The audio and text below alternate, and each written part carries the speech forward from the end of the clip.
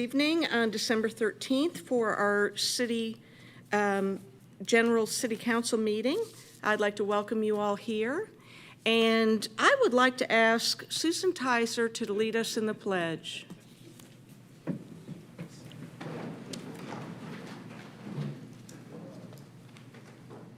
I pledge allegiance to the flag of the United States of America and to the republic for which it stands, one nation, under God, indivisible, with liberty and justice for all.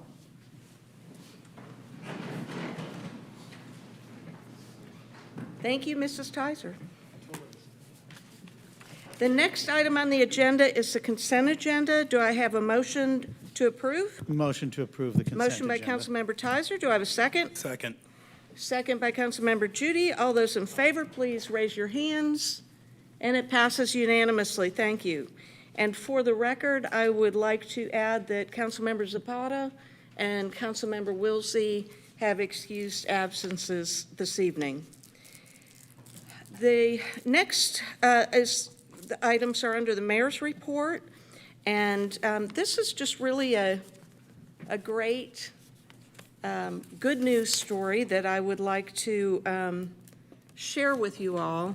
I think you all know that we have had numerous, several Day of the Dead celebrations. We were interrupted with COVID. However, they have both been very successful. And through that process of putting these events on, we have formed a relationship with the Consul General of Mexico.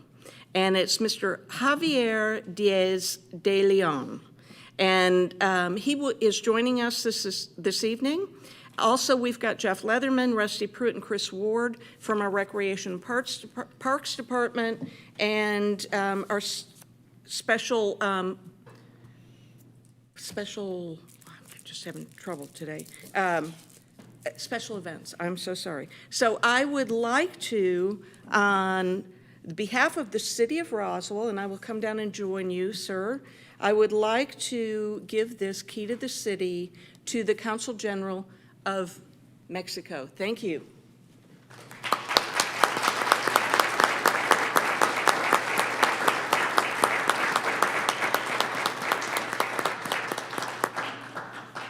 Thank you so much, sir.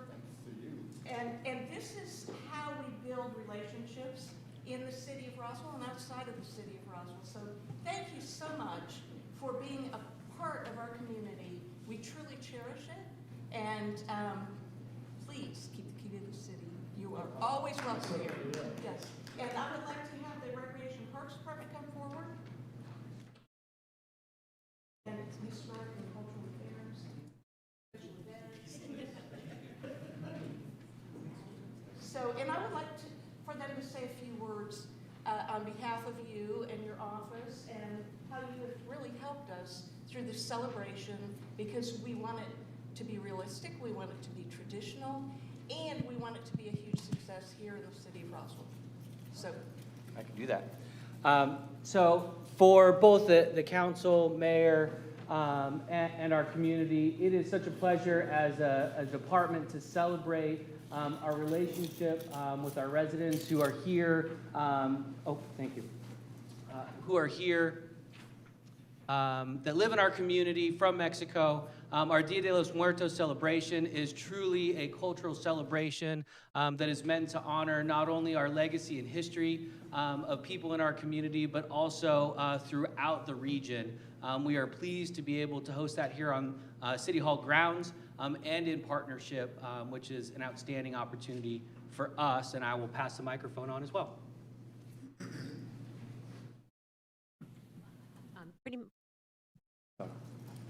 Just would reiterate what Mr. Leatherman said. We were so excited. The first year we did it, it was kind of a test, and then of course we had COVID. And then this past year, we really started working closely with the council in Atlanta, Adize, and some other folks, and really tried to dig into the cultural aspect of it, what it meant. We went even further with the altar and just a lot of the breads that served. We just really, really worked hard, and I think besides the weather, which was horrible, which we couldn't control, it I think we really touched on things, and we've already spoken a few times, and we're gonna get together, probably starting up again in January to plan again in October. So if you haven't attended, please, it's the last weekend in October, please stop by, and we'll start advertising probably sometime in September. So we'd love to have you all join. Thank you. Yes, please. Very briefly. Thank you. First of all, I can't tell you how honored and how overwhelmed we are at the consulate, Major Henry and members of the City Council, and all of you here in the city of Roswell, not only for this, but also for embracing this tradition, for embracing this event. Yeah, the weather was not very good, but the people there were wonderful. And the people from Roswell, and they're embracing to the people from my country and the people from Latin Hispanic origin here in this beautiful city is a shining light. And like we said that day, we are so honored to be part of this event that you did this year. Let me tell you that there are many Dia de Muertos events going on all over the place, but there's not many that take so much care into respecting the tradition, into making sure that it is done right. And Roswell was one of those. So we can't thank you enough. I thank you on behalf of the Mexican people who attended the event, and of course, and the Mexican people who have the joy of living in Roswell. And thank you for everything you do. Thank you.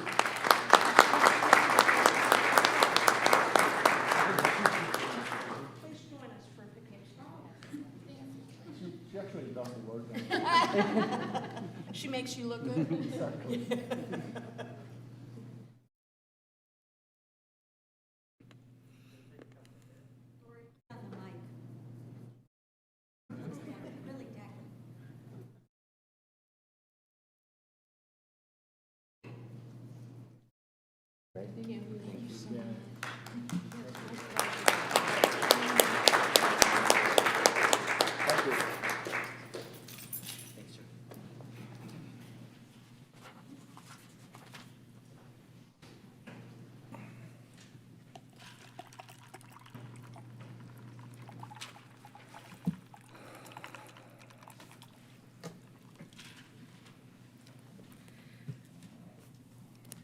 Thank you again so much.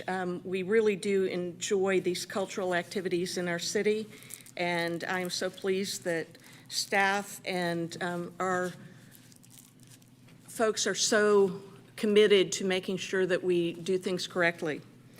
The next item on the agenda is a recognition of the City of Roswell receiving the Distinguished Budget Presentation Award for FY 2022 from the Government Finance Officers GFOA. Mr. Luckett.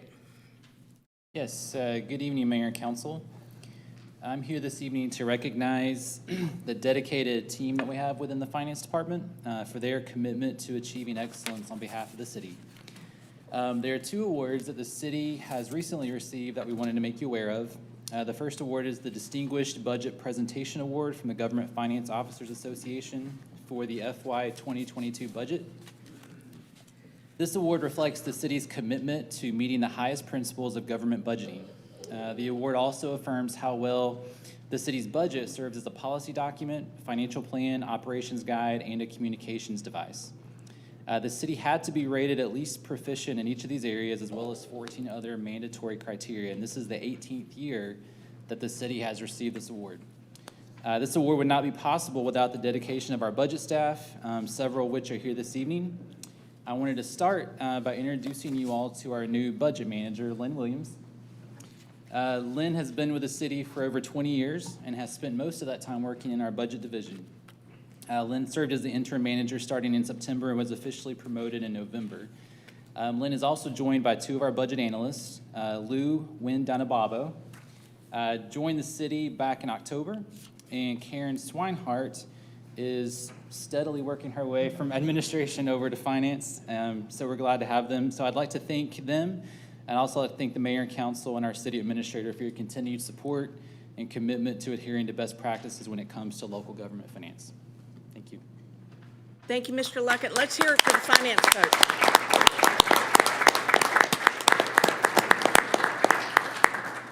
Thank you all so much for everything you do. The next item on the agenda is the recognition of the City of Roswell receiving an award for FY 2020 Annual Comprehensive Financial Report from the Government Finance Officers Association. Mr. Luckett. So this next award is the Certificate of Achievement for Excellence in Financial Reporting and is awarded by GFOA.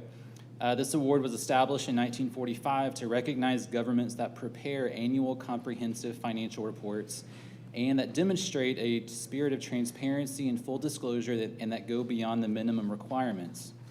The city's financial report for FY 2020 was reviewed by a committee of finance professionals with expertise in public sector financial reporting. This is the 35th consecutive year that the city of Roswell has received this award. So I'd like to recognize our accounting division staff. Our accounting manager, Jennifer Stewart, is here, along with our deputy finance director, Georgette McCrae, and I'd like to thank them for their efforts in achieving this recognition. And again, thank you to Mayor and Council for your continued support.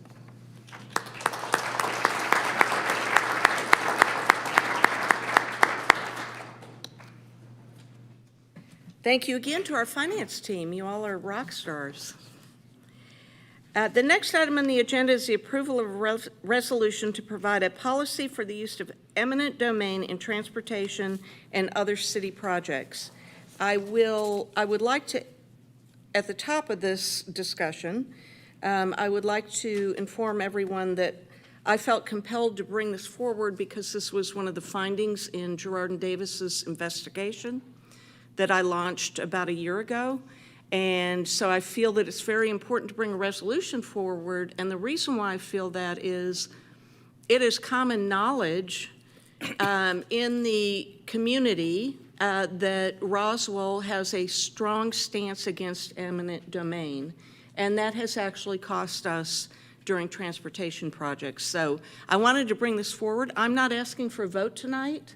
But what I would like is the future mayor and council to consider this because this is a very important tool in the toolbox when we're building transportation projects. So I'm going to open this up for discussion among council members and then open it up to the public. Is there anyone on council that would like to? Councilmember Tizer? Are you going to bring it back after public comment? Or? Yes. All right, I'll speak on it, please. Okay. Any comments from council? I'll take it to the public. Is there anyone in the public that would like to come forward and speak? Yes, sir, please come forward.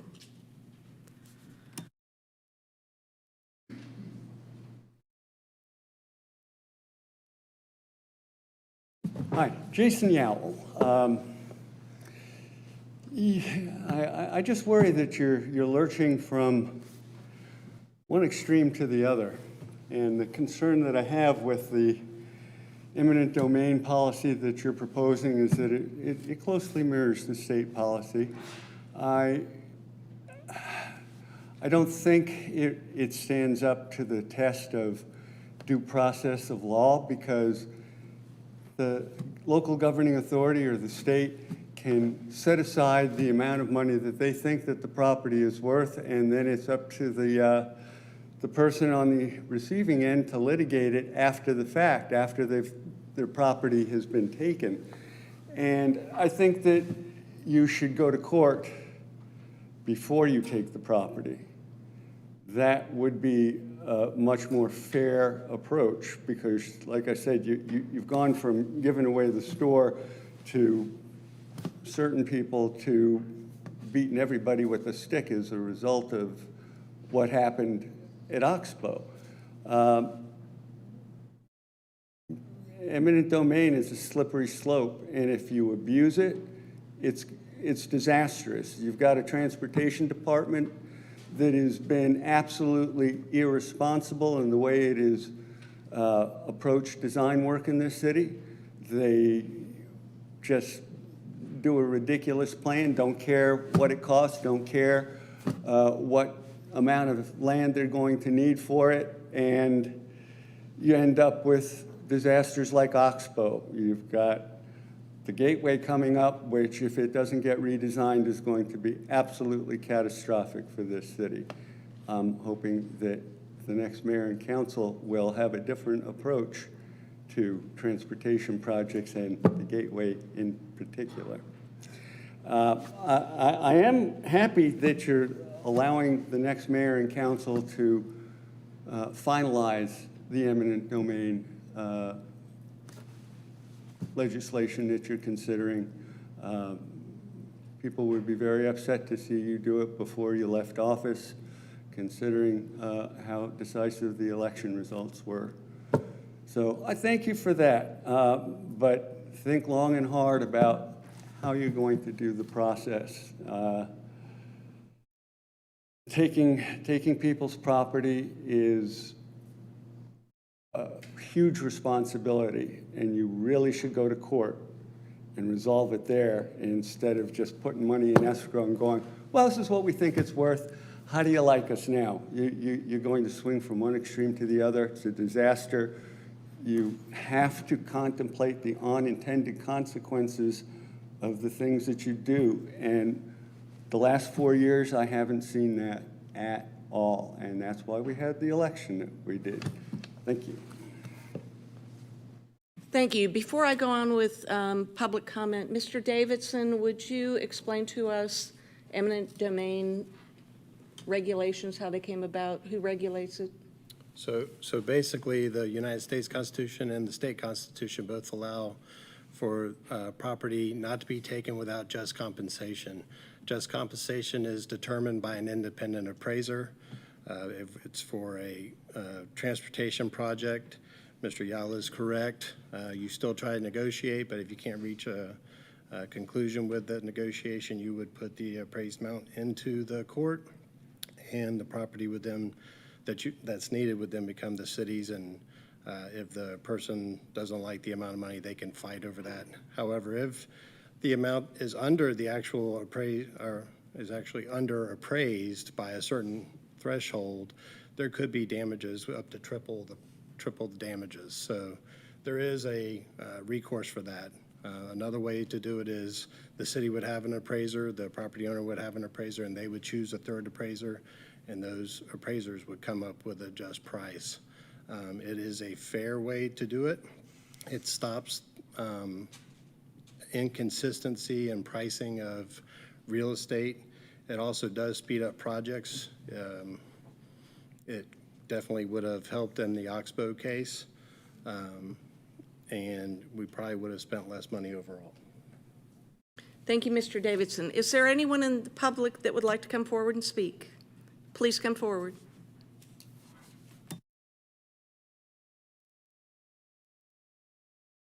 Janet Russell, I live near that now infamous Oxbow project. Eminent domain for our city needs to be proactive, not reactive. And what I'm seeing now is you saw a major screw up, and now you're, as Mr. Yall has said, swinging the pendulum in exactly the opposite direction. My concern is there are people that don't know their rights when their land is taken. They are maybe not the most well-educated or the well-informed, and they don't know that they're about to get screwed by the city. All you have to do is read the 25-page report and see what people were compensated. And if you know certain things about the people that received the least, you will understand what I'm talking about.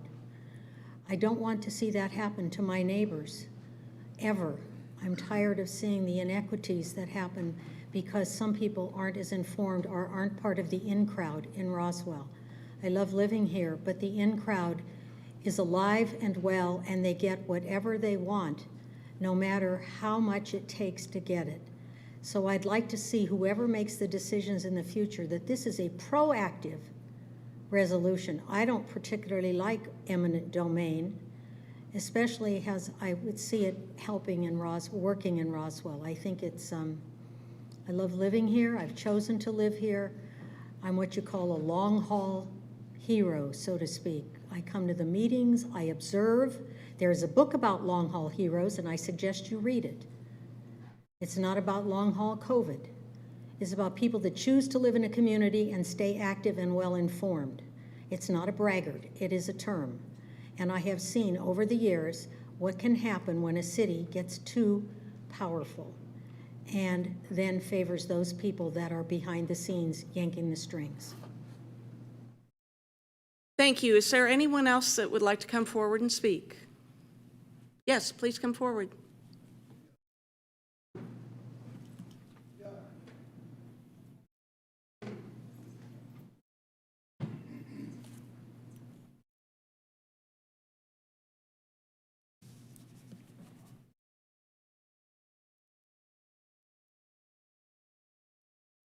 Linda McClanahan.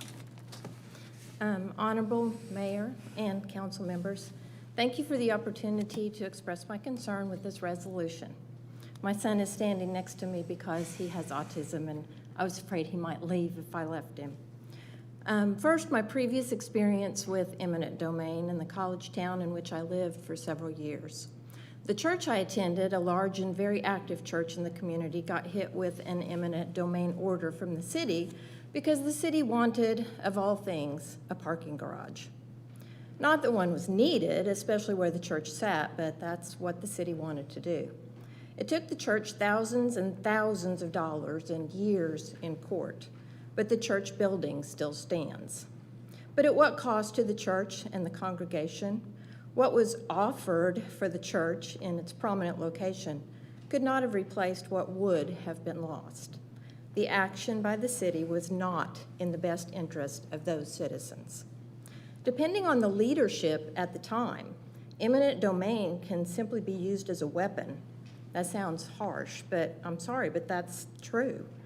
Looking critically at the wording of the Georgia Code Title 22, Eminent Domain Chapter 1, on which Roswell City Charter Section 2.20 is based, is specifically worded. The condemning authority shall establish an amount which it believes to be just compensation and shall make a prompt offer to acquire the property, ... When a condemning authority is establishing a compensation amount, it's rarely going to be in the homeowner's best interest. Sure, an appraiser would be called in to assess a value, but property assessment is greatly subjective, as I discovered when I refinanced my own home 10 years ago. An appraiser is going to favor the entity that is lining his or her pockets, not the person whose property he or she is condemning. The wording of this resolution states, I quote, "To expedite acquisition of real property, ... It shall be the policy of the City of Roswell in cases where the city is unable to negotiate acceptable terms with private property owners to exercise its right to use eminent domain to acquire real property for all city projects, ... In other words, the city can just say no to a homeowner's negotiation and slap them with a written notice saying, this is how much we are paying and you have to be out of your home in 90 days. Plain and simple. Would you want the city to determine what it's willing to pay for your home and have 90 days to find somewhere to move on to and do it? The second paragraph of this resolution states that the mayor and council of the City of Roswell are charged with the protection of the public health, safety, and welfare of the citizens. The use of eminent domain is no protection of citizens at all. Thank you. Thank you. Is there anyone else that would like to come forward and speak? Thank you all. I'll bring this back to council. As I said before, I'm not asking for a decision. I felt that it was only responsible for me to bring this forward to you all and to make note of this in a public meeting. It will be up to the future mayor and council to make decisions on whether or not they apply eminent domain. And it does not take this resolution in order for them to make those decisions. I felt that it was an opportune time to let the development community know and as far as our transportation projects go, that it is a tool in our toolbox, and the City of Roswell is no longer shunning the use of eminent domain, period. So having said that, Councilmember Tizer. Thank you, Mayor. And I'm glad to see this go to holdover. I'd like the current and future councils to hear, this is my deep concern with this resolution. When a government starts taking people's property for something other than roads, how long will it be before they take yours for anything that they might want to do? I imagine it like this. Now, hi, we're from the city. We decided we didn't like your home or your business, so we're going to give you what we think it's worth and take it for what we like more. Please pack up your family or your coworkers and be gone in the morning. Charles Koch's foundation, he's the owner of Georgia Pacific, wrote, "It's no accident that a nation conceived in liberty and dedicated to justice for all protects property rights. Property is the foundation of every right we have, including the right to be free." That's why I couldn't support this resolution tonight. I'm glad it's going to hold over unless the scope is limited to transportation projects, public roads. That's it, and that's all. Thank you. Additional comments from council? Thank you all very much. We'll move on to the next item, and that would be transportation process updates. Mr. Fisher and Mr. Skalski.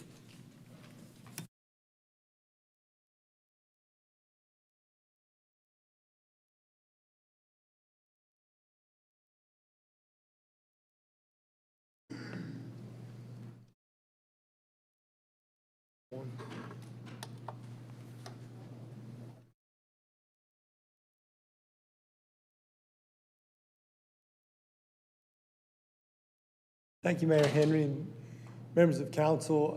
This is our regular update for the Gerard and Davis report that was brought about after the Oxbow Road project and the commitment from the city to make sure that we address each and every recommendation that was brought forth in the report. Mr. Skalski has been working intimately with this with his staff. I've had weekly updates with him. He's been very good at keeping us abreast of what's been going on, and because of that, I've asked him again to share the update with you all. He has the knowledge. So with that, I'm going to turn it over to Mr. Skalski, and then if you have any questions at the end, please feel free to ask those questions. Good evening, Mayor and Council. What I've tried to do with this update is pick up where we left off at our last meeting. And is that audio okay? So there's not a lot of changes on the first page of your update package. I did want to call out a couple. Most of those are highlighted in red, and they really just are some updates to our projected dates. A lot of what you'll see here is related to standard operating procedures updating, which we've committed to do by the end of March, and we will do whatever we can to update those prior to that date. Not a lot of changes here. We've, again, updated a couple of things that have been passed through your actions over the past month. There's a note here about the low-value property item, which we passed on the 29th. Not much in the second page. There's quite a bit down here related to our negotiations approach. Again, related to the discussion of eminent domain, which you just heard a few moments ago, and I'm sure that will continue in next round of discussions with council. There also have been quite a few dates and responsibilities assigned related to right-of-way plats, engineering right-of-way coordination, and also the negotiation process. We will have a right-of-way checklist for discussion at our committee meeting this coming Wednesday. There's a couple of notes in here related to committee activities. Another one is related to the utility coordination activity on transportation projects, and we will be discussing that with you at our upcoming meeting on Wednesday. And that's all I have for today. Thank you, Mr. Skalski. Does council have any questions? Thank you very much, Mr. Fisher and Mr. Skalski. All right, thank you. The next item on the agenda was added later, and that came at the request of the Department of Recreation, Parks, Historical, and Cultural Affairs, that this be added to the agenda for tonight's meeting for monetary reasons. The department is requesting approval for a sole source contract with Inside Edge Safety Surfaces for the installation of a life floor resurfacing product at the Roswell Adult Aquatic Center. The department learned that a 7% increase will occur for all contracts initiated after the new year and has requested to bring this sole source contract approval to mayor and council for consideration in advance of the price increase. Mr. Leatherman. Thank you, Mayor Henry and Council. Just the only other piece I would add to that introduction is this item was approved at your mid-year budget deliberations as a high priority project. Our current contract is within the amount authorized by Mayor and Council in November. This is a sole source contract in that the life floor product is the only product on the market right now that meets the standards that we need there at the Adult Aquatic Center. And again, while we're bringing this forward with some urgency is in order to save some percentage, 7% on the price increase coming for next calendar year. Be happy to answer any questions should you have any. Council have any questions? Is there anyone in the public that would like to come forward and speak? Seeing no one approach, do I have a motion? Thank you, Mr. Leatherman, for staying on top of this and saving us 7%. I know we just did this with a fire truck during the mid-year budget last week for another 7% raise, so thanks for staying on top of that. Good work. Motion to approve. Motion by Councilmember Judy. Do I have a second? Second. Second by Councilmember Tizer. All those in favor, please raise your hands. And I'm sorry, I couldn't see your hand. It passes unanimously. Thank you all very much. Next, I will turn this over to Community Development Department. Councilmember Hall. Thank you, Mayor. Item number 7, approval of RZ 2021-3974 and CU 2021-3975, 10325 Turner Road and Old Alabama Connector, rezone OP Office Professional to CIV Civic and Institutional, and a conditional use for major utility. And this is presented by Mr. Turner. Thank you. Good evening, Mayor and Council. This is the first zoning item tonight. Application was submitted in September this year. Neighborhood meeting was held in October. Planning Commission was held last month. And tonight is the council meeting. Here's the location of the property, in between Old Alabama Connector and Turner Road. There is a little bit of confusion on the Turner Road right away, and we'll get to that shortly. To the north, where you kind of see that white cap, that's the top of the building that is currently occupied by Verizon, and that's in the city of Alpharetta. The property is currently zoned OP across from the Turner Road right away. That's the white strip there. To your west is RS12, and then across Old Alabama Road Connector is PRD, and towards the bottom of your screen, that orange is RS9. Property is in the suburban residential character area of the 2040 comprehensive plan. Across Old Alabama Connector, I'm sorry, I have that backwards. It is in the neighborhood residential. That's the darker blue. That's its current character area, and across Old Alabama Connector is the suburban residential. In plain view now, north is going to be to your left or to your right. You can see the location of the building. The property is, the square footage of the building is a little over 50,000 square feet with a future addition of 17,600 square feet. There are 50 parking spaces provided. There's a 40-foot landscape buffer across the Turner Road right away. And there are screening walls located around the generators and 3 retaining walls between the building and Old Alabama Road Connector.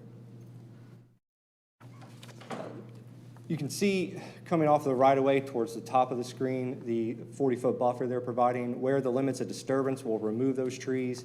The applicant has proposed some evergreen screenings that would meet our neighborhood compatibility buffer requirements to add some additional screening there.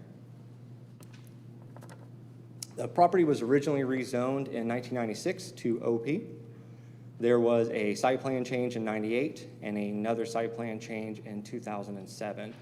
The reason this item is here tonight is when we adopted the new code in 2014, a new category was added, which is major utility. And this use meets the definition of major utility, requiring them to rezone and ask for the conditional use. The Turner Road right-of-way, which is on the left of your screen here, has not been abandoned. Part of it has, but that part, and this was the resolution to abandon, is actually across the old Alabama connector in the Willow Springs subdivision. And there's kind of an area that was dropped out. Planning Commission recommended approval with conditions. First condition is that it is built to the site plan as proposed. That number 2, a 40-foot buffer as approved by Design Review Board shall be required along Turner Road right-of-way, and that the exercising of the generators shall be staggered.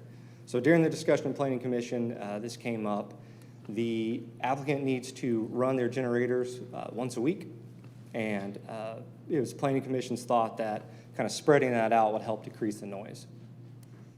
As we talked with the applicant more, we realized that would actually just spread out when you're hearing all the generators instead of hearing them all at once. So we did not bring that forward. We recommend approval to the site plan and the additional 40-foot neighborhood compatibility buffer shown on the plan along the Turner Road right-of-way. Any questions for staff? Council have any questions for staff? Thank you. I would like to turn this over to the applicant.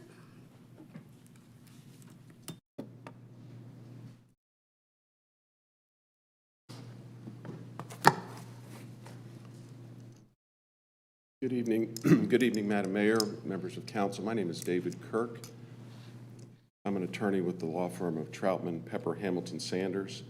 With me this evening are a whole host of folks representing Verizon, everyone from folks at Verizon to our landscape architect, our civil engineer, our sound engineer, and they're all here to answer questions, and I won't introduce them all right now. If you need them, they will introduce themselves. Let's take a step back before we talk about the specific facility, because I think it's important to understand the context of this. About 2/3 of folks nationwide have cut the cord and rely entirely on wireless facilities for their personal, their business, their emergency communication needs, and that's actually higher among young folks.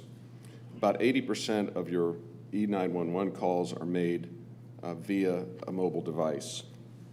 Data, which is something we really didn't talk about a whole lot 20 years ago, but data use for everything from documents to downloading files to those sorts of things has increased at a rate of about 40% annually, such that between 2010 and 2019, which are the most recent numbers that I found, there's been a 96-fold increase in the use of data.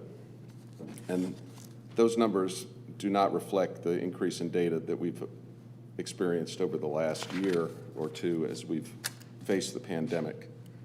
Let me show that to you graphically.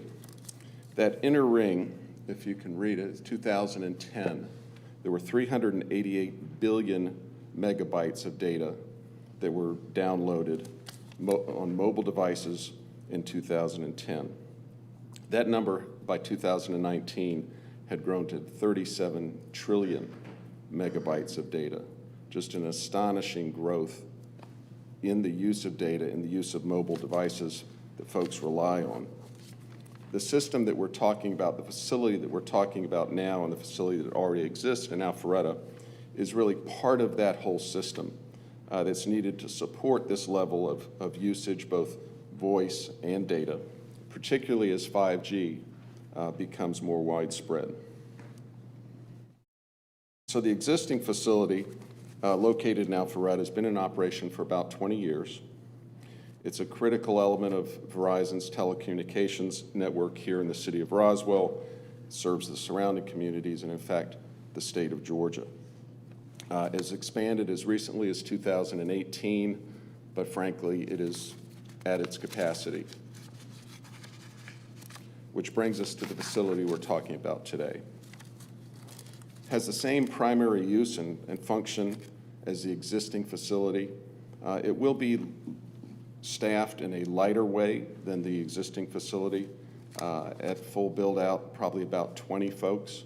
So you wouldn't have any sort of traffic issues associated with this facility.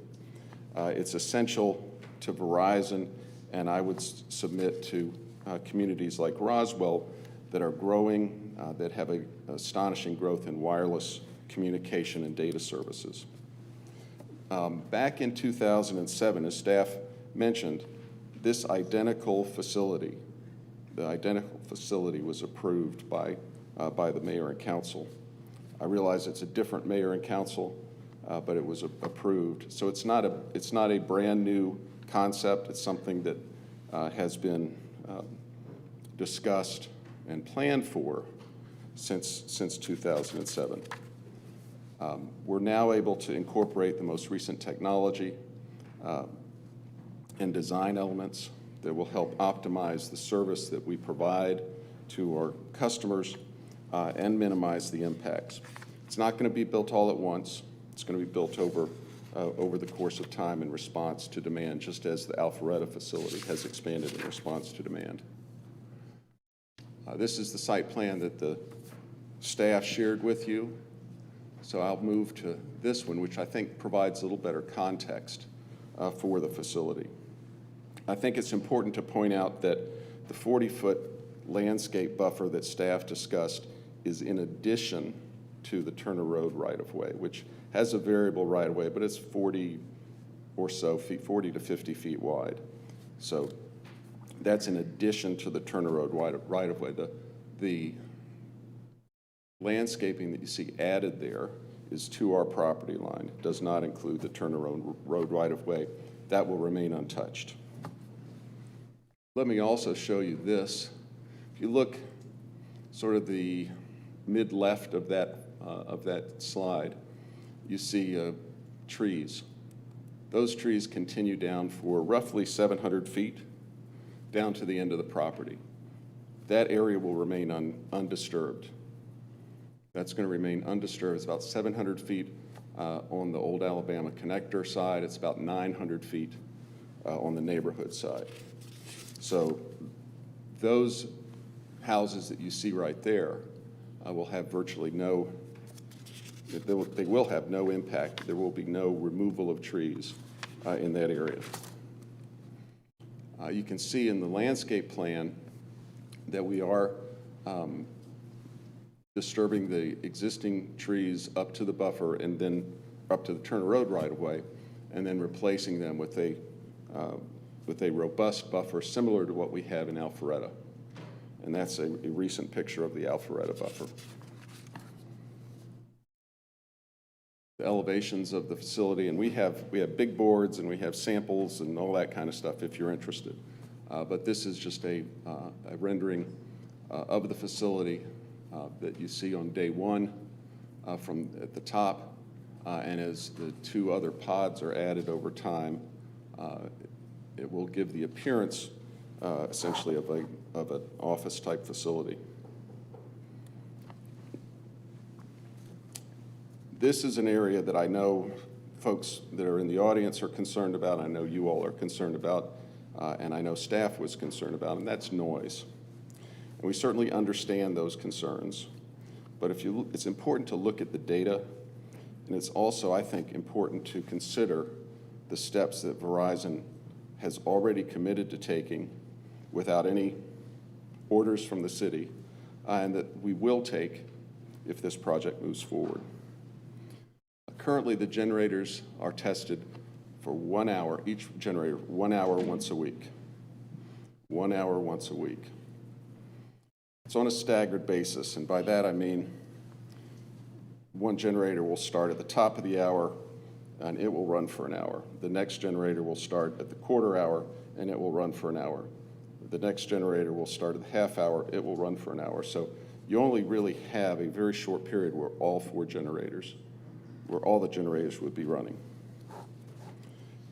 In fact, starting this Thursday, I know there was some concerns about the generators being exercised or tested in the morning. Folks from Verizon have already told me that starting this Thursday, those generators will be tested in the midday time period. So it's not going to disturb the late sleepers among us. The only time they're going to operate continuously is if there's some catastrophic loss of power during an emergency when everybody, from your first responders to folks at home, need that essential wireless service. And that's going to keep the system running, particularly the 5G system running during that period of time. The generators that we're proposing to use are designed to operate at reduced noise level, and they're going to be housed in acoustic enclosures to further dampen the noise. The existing Alpharetta facility does not have those acoustic enclosures. But in talking with the Verizon folks that are here this evening, part of the scope of what we're proposing tonight would be to retrofit those generators and the enclosures to dampen the noise on the Alpharetta side. We have our acoustical engineering firm represented here tonight, and what we tasked them with doing was creating a model of the noise based on the characteristics of the generators themselves, the characteristics of the acoustic enclosures, so that we can really visually see what the noise level might be like at our property line. And these noise maps that I'll show you in a moment represent or demonstrate that we meet your, well, in fact, we're well below the City of Roswell standards for noise, both in the nighttime and the day. Let me show those to you right now. Just so, for context, Jesse, who's our acoustic engineer, produced this to basically give you a comparison of what a certain noise level sounds like. Normal conversation, such as we're having now, is about 60 to 65 decibels. I've got a series of maps, and each one of these shows sort of different scenarios for the facility. So you see that that's our property line that's demonstrated there. That's not the receiving property's property line. The receiving property's rear property line would be to the left of that black line. So even at our property line, during sort of normal operations, that noise level will be equivalent to a quiet office. Oops, sorry. We're running additional generators, and you can see the two generators added there. We're still below that 60 decibel limit that you have for the nighttime. And remember, we're going to be doing this in the middle of the day when your limit is 70 decibels. So at our property line, much less at the receiving property's property line, we're well below what your noise ordinance requires. With all of the generators running, and again, this will be midday on one Thursday a week, the noise level at our property line is only 60 decibels. Again, right at your nighttime limit, but well below your daytime limit.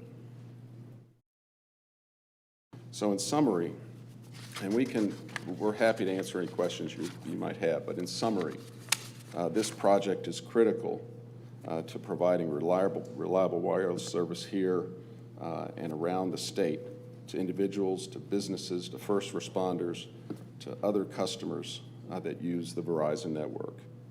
It's essentially identical to the project that your predecessor body approved in 2007.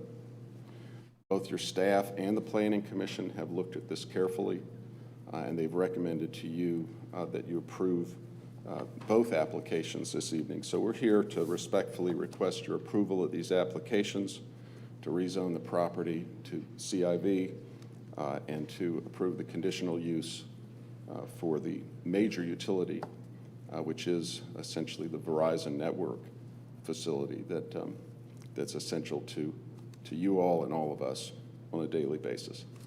Thank you very much. Be happy to answer any questions you might have at the appropriate time. Thank you. Council have questions. Councilmember Palermo. Thank you, Mayor Henry. Thank you for this presentation. Certainly. And frankly, thank you for addressing a very important issue head-on with that map. And the reason I say that is because I am very concerned about the sound. You know, I absolutely have a responsibility to protect really the health, safety, and welfare of the residents, and this property is backing up to people's homes, you know, where they live, where they go into their backyard for you know, just you know, their well-being.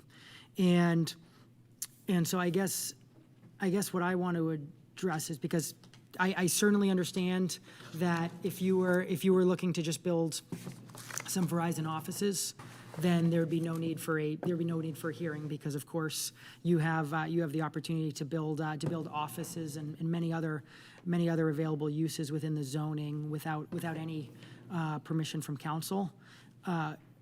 What we're certainly addressing is the uses that you're using, and therefore requesting a rezoning.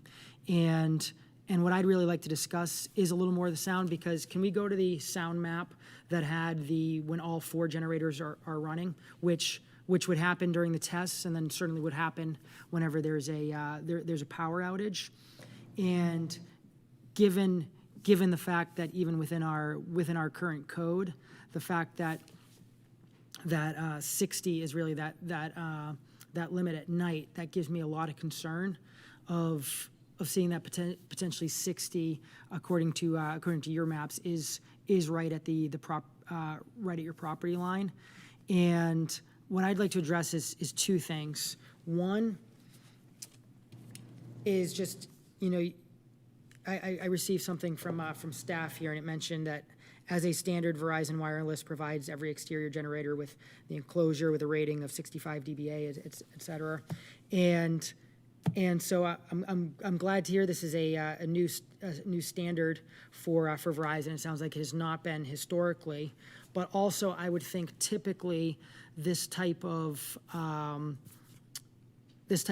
building and use, I would think typically probably does not back up to people's homes as often. I would think often this would probably be in a more, you know, backing up to an industrial type area. And even still, I'm seeing the standard is at 65. So I'm curious to discuss 2 things. One, on just what more could be done to make sure that there is no risk of these loud disturbances to neighboring property owners. And number 2, as I look at it, I see that the generators are really in between the building that says Pod 2 and the neighborhood backing up to it.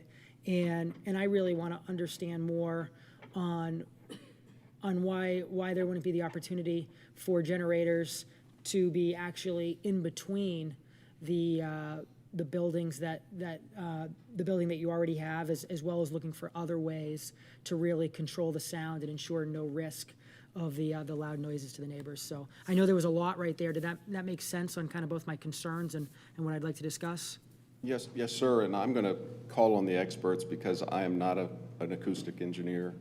I do want to point out that, yes, when all 4 generators are running, which is in the middle of the day, 1 day a week, we have 60 decibels at our property line. And correct me if I'm wrong, Mr. Davidson, but your noise ordinance measures that sound on what's called the receiving property line. So you'd have to go about a third to a half the distance between our property line and those houses that you see there to get to the receiving property line, where that level will be somewhere between 50 and 55 decibels.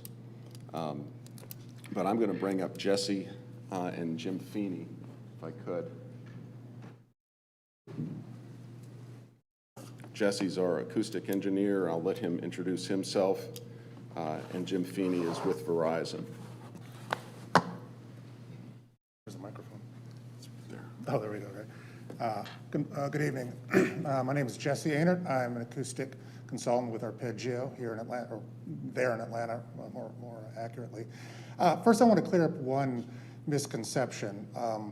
The rust-colored area there denotes a sound level of 55 to 60. So the sound level that you're seeing at that black line at the west property line of Verizon is actually closer to 55.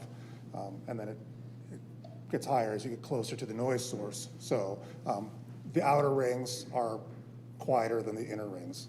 So that's important to note. It's actually about 55 at that black property line. And that is due to a large extent by several mitigation measures that are already being taken, most significantly by the enclosures that the generators are in, which are rated at 65 dBA at a distance of 23 feet, which is pretty darn quiet. In addition to those 65 dBA at 23-foot generator enclosures, they're also located behind 16-foot high walls with a solid gate. The other equipment is also located behind these 16-foot walls, and they're much lower to the ground than as compared with the generators. As far as the contours on the east side of the building, the main noise sources over there are a series of air handlers and a DOAS unit. They're also behind a 16-foot tall wall with acoustical louvers to allow airflow while also attenuating sound transmission through them. I didn't know if you had any other specific questions for me. So to clarify, so there's the generators and the sound enclosure.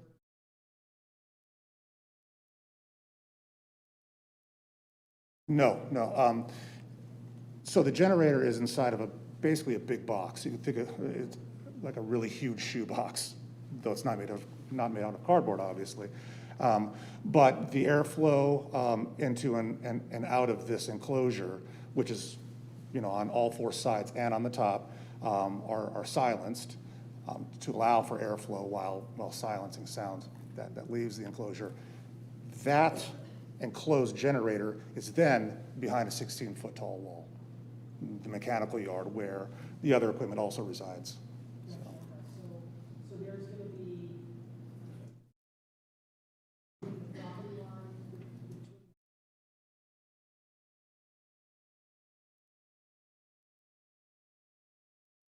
That is correct. And I guess help me understand that it's something that's a separate concern. Certainly, my largest concern is the sound.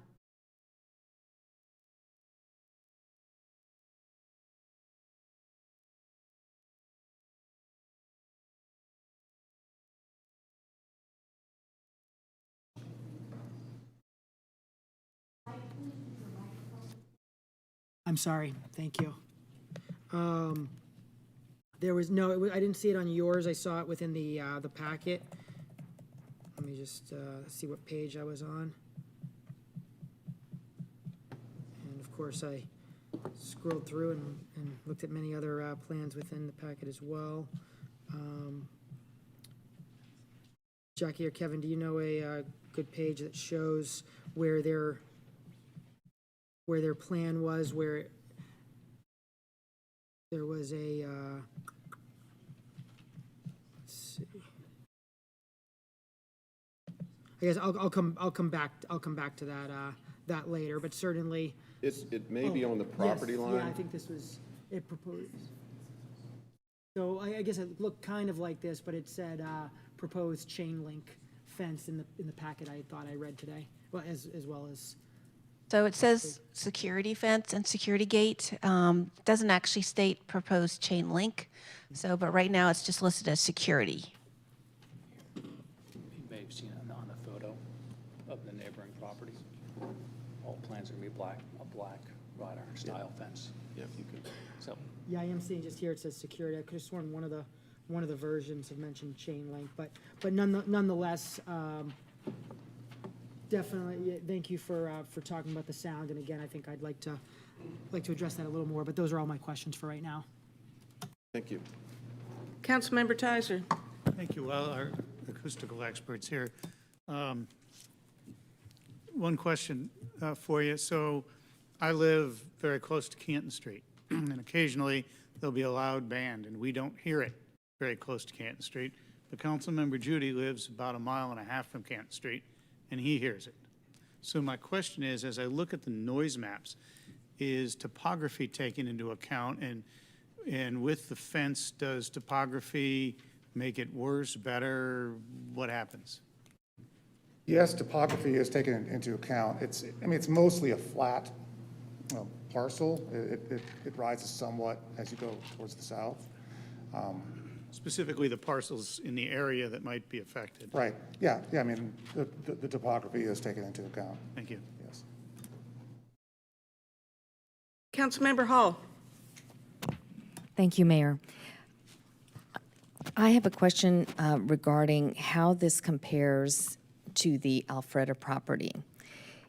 So at the Alfreda property, it is security gated, so I wasn't able to go to the back and see the back. I did see it from the neighbors that back up to it, but I couldn't get close enough to see. Are those the generators on the back side or the generators on the front side of the Alfreda property in that louvered wall area? I'm going to let Jim Feeney answer that. Thank you, Mayor, Council. The generators are in the rear of the facility, and on the front of the facility are our air handlers that do the cooling of the facility. Okay, thank you. And I have another question. So this indicates Pod 1 and Pod 2 with 4 generators behind those with the future build of a Pod 3, and that indicates 2 more generators back there? Right. Eventually? Eventually, yes. Thank you. Councilmember Palermo.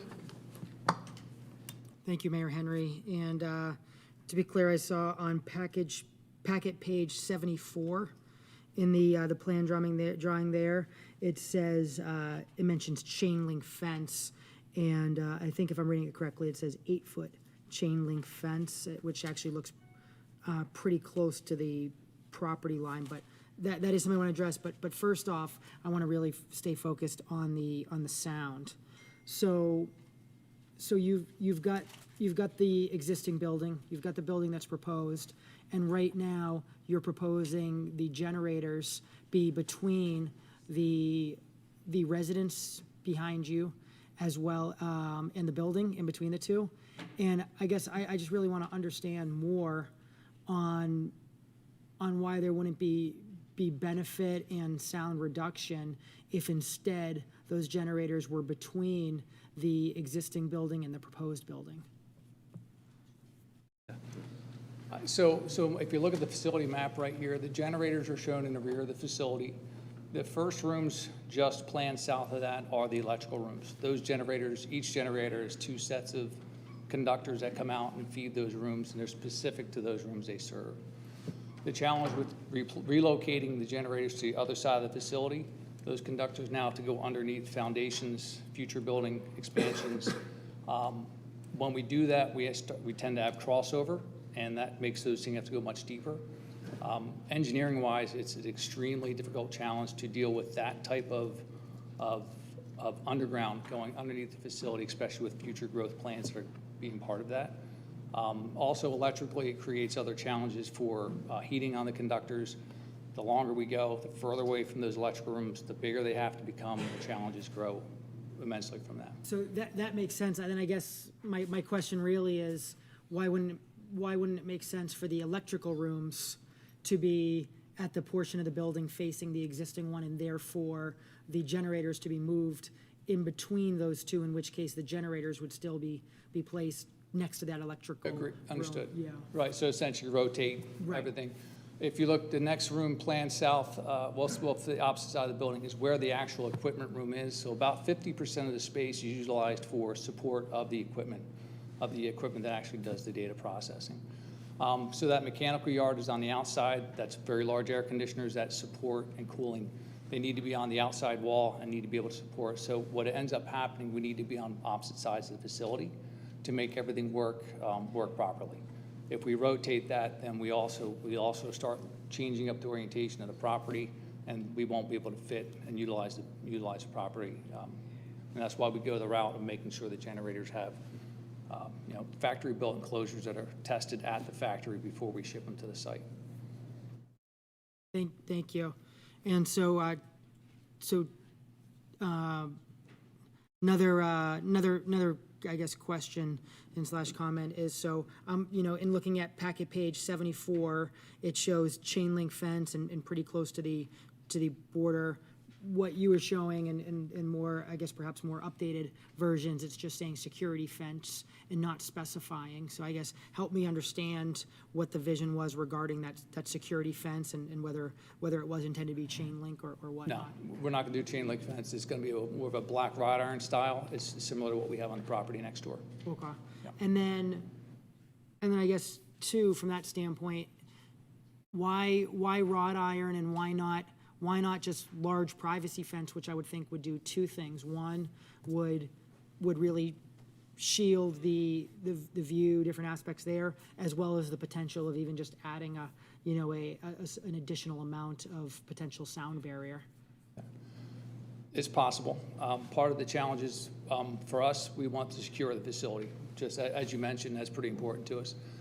Part of the problem with when you put up a full security fence that blocks the view, people become curious about what's back there and want to go back. They also have the opportunity to hop that fence and hide what they're doing. So for us, there's a little bit of a benefit on the security side to have that visual. We also, for the cameras that we have out there, to make sure that our property is secure.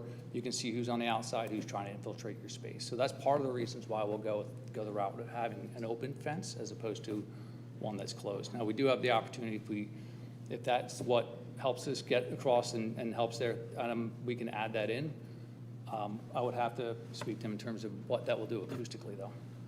Yeah, going to a solid 8-foot fence at that, I mean, it's not going to make any impact at all in the acoustics. From a sound standpoint? Okay. Yeah, because you already have a 16-foot tall wall, so short, so it's, yeah. So thank you. Additional questions for the applicant from council? Councilmember Palermo. Thank you, Mayor Henry. So another one, you mentioned about 20 to 25 employees in this building, and now what about activity at night? So obviously the systems are running full time. I'm assuming you probably have full time 24-hour a day staff there. What is the activity from whether it be deliveries and people coming and going and just different things like that, and even just with the equipment yard and kind of what is that use and when is that used, all those different aspects. Okay. So the equipment yard is really for mechanical equipment that supports the building. So other spaces have some air conditioning requirements. The generators, our transformers, kind of keeps it all confined back behind the wall. In terms of nighttime, we really are very short, I wouldn't say short staff. We have a much lower staff. It's really for keeping equipment operational. We do most of our work during the day when it comes to anyone coming in. If we have to have a piece of equipment installed, we do it during the day when we have a full staff on site. The majority of the staff, we have positions for about 20 to 20 some odd people in this physical seats. The administrative space is very small. The neighboring building is where probably most of our staff are going to reside, and it's just going to be the technical staff dealing with the network components. Oddly enough, there's not many people needed to run it on a day-to-day basis because a lot of the automation and the connection we'll have to the neighboring building. Part of the reason why we want to have the buildings on the neighboring property. Thank you. You finished? Councilmember Hall. Thank you. Can you speak to lighting that you're going to have on the back of that property? I'll see if we have our lighting. Do we have actually for lighting? Yeah. And specifically if it's on all night or how that light is going to reflect into the homes? Introduce yourself. The lighting will be wall-mounted on the back of the building, and they'll be limited. Oh, my name is Catherine McGuy. I work for Morrison Hirschfield. There will be limited pole lighting there in the back end of the parking that you see there. It all has cutoff fixtures, so no light goes past the parking lot. And these are on timers too, I believe, especially the wall packs are on timers, so these do not stay on 24, all night long. They come on when somebody's out there. There's a sensor that turns them on, but they do not stay on all night long. Additional comments, questions from council for the applicant? If you would all like to have a seat, I'll reserve time for a rebuttal after we hear from the public. Thank you very much. Is there anyone in the public that would like to come forward and speak? Yes, ma'am, please come forward. Yes. Excuse me, I just recognized this lady, so. Okay, Yes. I was here first anyway. This is me, right here. Thank you. Please go ahead. Okay, my name is Erica Nimmons, and I am a resident of the Kensington Square subdivision. My house is right in back of where this facility is right now. The light they talked about, the light already stays on. But respectfully to you, thank you for allowing me to speak. Councilman Polero, thank you so much for advocating for us and all the questions that you asked. Thank you. Okay, so what I want to say is that I feel like the quality of our lives will be different if we have that facility there. They make a lot of grand gestures and put a lot of things up there. They say it's going to be more expansion. I don't feel like this decision should be made tonight. I feel like there are other people in our neighborhood that feel the same way that I do, that this is not a good idea. There are a lot of properties in Roswell where this facility can go if it needs to expand. It does not need to be directly behind our community. When we moved there, we didn't move there to have a facility of Verizon there. I already hear the loudness of the generator and the CPUs from the air condition. I'm an educator, and I'm home in the summer. I like to keep my windows open, and I like to see my back door open, screened in so I can have the air, but I can't do that. And I live directly behind them. So what I'm saying is, this may be a grand idea. It may be a good generation of income or tax base for the city of Roswell, but it's not a good idea for the Kensington Square subdivision to have that facility directly behind our houses. And in terms of the things that they say that they're going to do, and it's going to buffer the noise, I don't believe that. And the reason why I don't believe it is because the Verizon Center that's way over on the other side of North Point, I get their base when they have concerts. And that's all the way over there, base. And you call the police, and then the police come, they can hear it, and yes, there's a noise ordinance, but you know what, it's dismissed. So now I have to live with a Verizon facility, full facility, right behind my house. I don't think that's fair, and it's not right, and I don't think anybody else that's in here, on that committee, or up there, will want to have that behind their home. That's not what you banked for when you bought your home, and I don't feel like that's what we have to put up with. So I am asking that a decision on this particular item, number 7 and 8 and 9, not be made tonight, because it would not be fair to us for that decision to be made at this particular assembly meeting. It's not right. And just like you're going to wait for the right to access or whatever it was, eminent domain, you can wait for this one as well. That's all I have to say.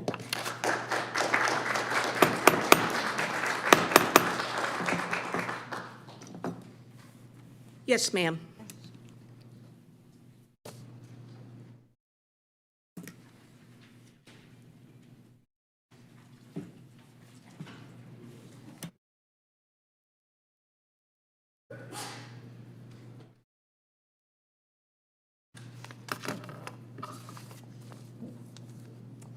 Good evening. My name is Julie Burrows. I live at 330 Sheringham Court.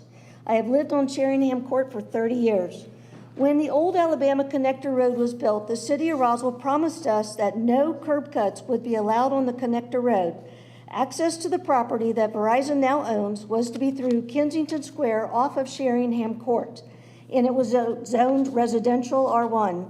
I am not sure how, when, or why the zoning changed to office park, as we were not notified, and it is impossible to put in an office park with no curb cuts.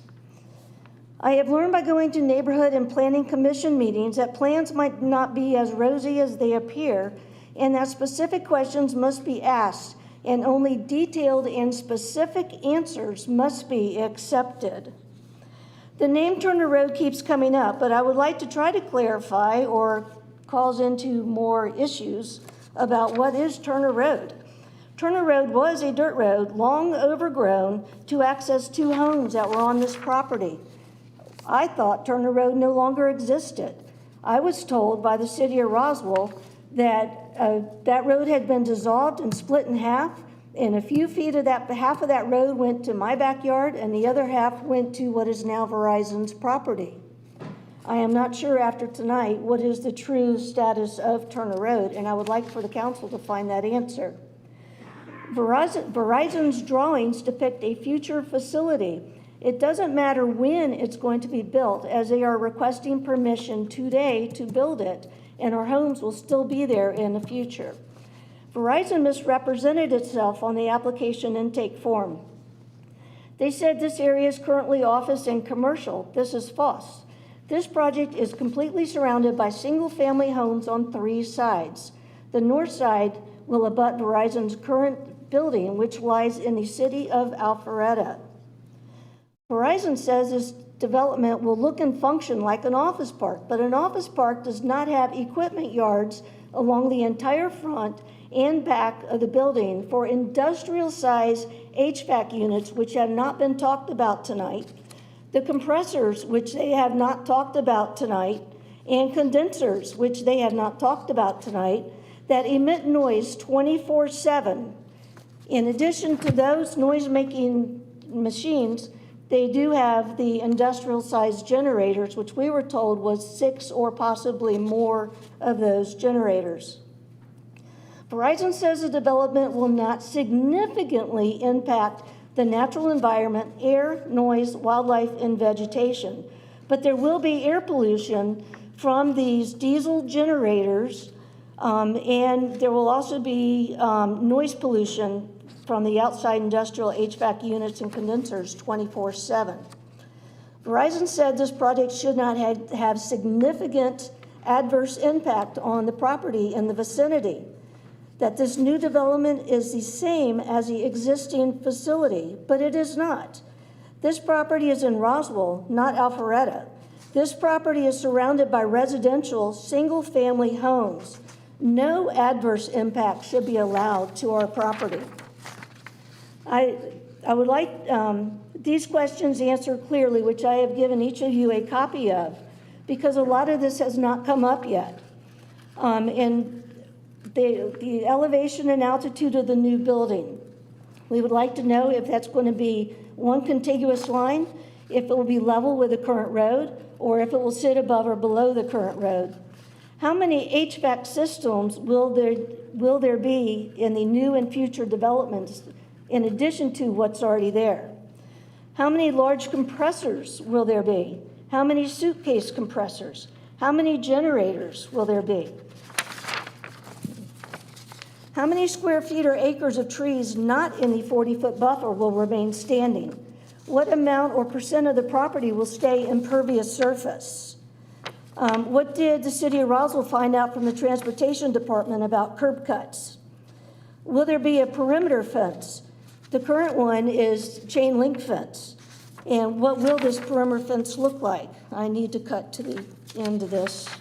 There are a lot of issues came up in the Planning Commission. I hope you had a chance to read that or listen to that on the recording. I believe Verizon made a poor choice in purchasing this land, as it was then and is now surrounded by neighborhoods built in 1980s. Verizon is a $216 billion global corporation. What would I like? I'd like to see this go back to residential as promised when the connector was built, but that's not likely to happen.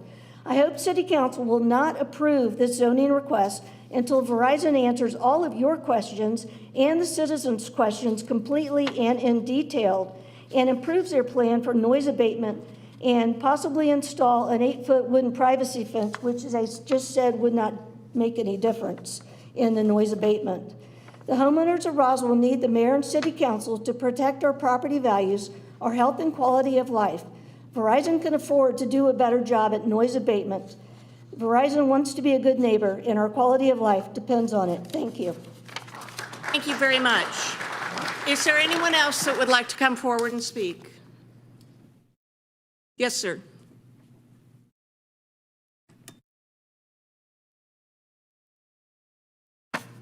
Excuse me. Thank you, Mayor and Council. My name is Justin Reynolds. I live at 445 Sheringham Court.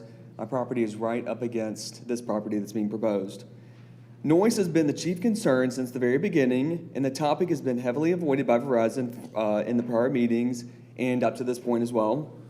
For example, the sound map was not available for the Planning Commission, so it's not clear how the Commission could possibly recommend moving forward without understanding the impact to the community. Another example is that the HVAC systems, which are going to run 24/7 to cool the servers, has not been addressed or discussed.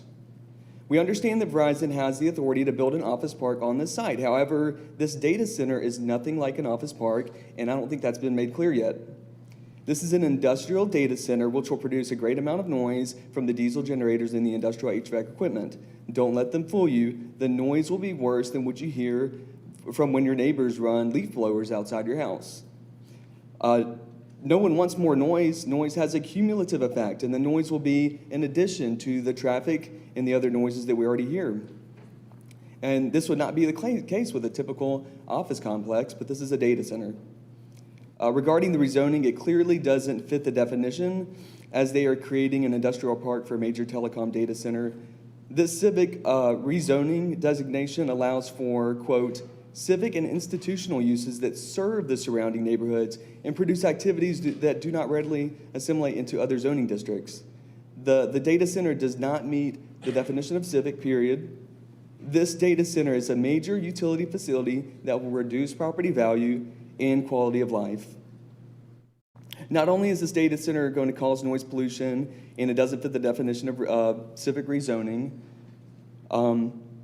it also, data centers generally, they have a very poor value proposition for local communities. From the AJC, quoting Nathan Jensen, a professor of government at the University of Texas, he says, quote, data centers have very few positive impacts on the local economy. There are some construction jobs, but after that, there are very few employees. Yes, the world's going to need more data centers. In fact, we all use dozens of data centers every day, that we have to admit that, but it makes absolutely no sense to have a data center right in the middle of a peaceful residential area. Most data centers are usually far outside cities or in an industrial area, such as near train tracks, where the noise pollution doesn't have an impact. I've spent a good amount of time reading about data centers and have become very concerned about this Verizon proposal. I would suggest that you all search Google for the words data center noise and get a better understanding of how invasive data centers can be on local communities. An example of this, Chandler, Arizona, they wanted to attract more data centers to the area. And shortly after a few of those were built, they are now taking action to prevent any more data centers from being built purely because of the noise pollution. An article says that the city officials were, quote, excited to welcome a new industry and thought data centers would align with the city's vision for creating a new technology hub. However, because of the noise, it says that they are, quote, eyeing a proposal that would make it more difficult for data centers to open in the city. The article says that, quote, city staffers and elected leaders say that data centers aren't sustainable, don't generate quality jobs, and produce disturbing levels of noise to nearby residents. And now there are dozens of news stories like this online, and it's extremely important that the city understand what precisely is being proposed. I suggest that we stop this construction now, stop this proposal, and give the commission team and the city council time to absorb the impact of this development. I suggest that Verizon seek the correct rezoning since civic designation is incorrect. Just to wrap things up, I want to say that Verizon did a poor job of planning and purchasing this property, and someone has to pay the price for that poor planning.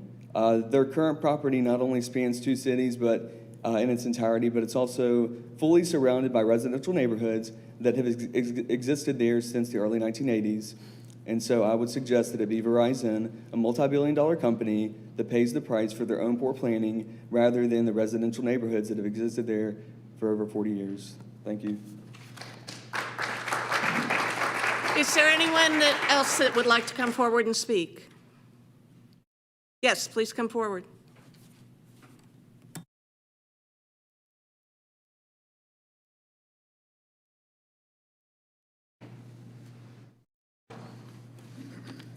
Good evening.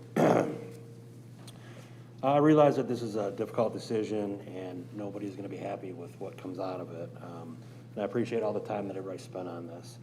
I will say that I'm not for this development. I'm not for having commercial HVACs. I live about 2 streets away in Barrington Farms. And I'm not for having, 6 commercial diesel generators close to my house, not for the air pollution or the noise pollution. Right now, we walk by there a lot. It's one of the most beautiful roads in Roswell, in my opinion, and I really believe that this development would really denigrate that area. It was zoned in a specific way, and I think we need to stick to those restrictions. I attended the rezoning meeting, and it seemed to me to be very slanted toward Verizon. And I think that the whole rezoning process needs to be revisited and looked at so that it's more independent and less biased toward companies and developers. During that meeting, there was a lot of citizens came up and, they addressed the concerns that were brought up tonight about noise, air, and light pollution. And Verizon made the claims about how they were going to address those pieces. And then they were, as I explained tonight, only run it at certain times and things like that. My question is who's going to hold them accountable to keep these promises? There's nothing legally that's going to require them after this is done to keep those promises. And is this going to be the only phase? Is this it? Or are we looking at another request to rezone in the future?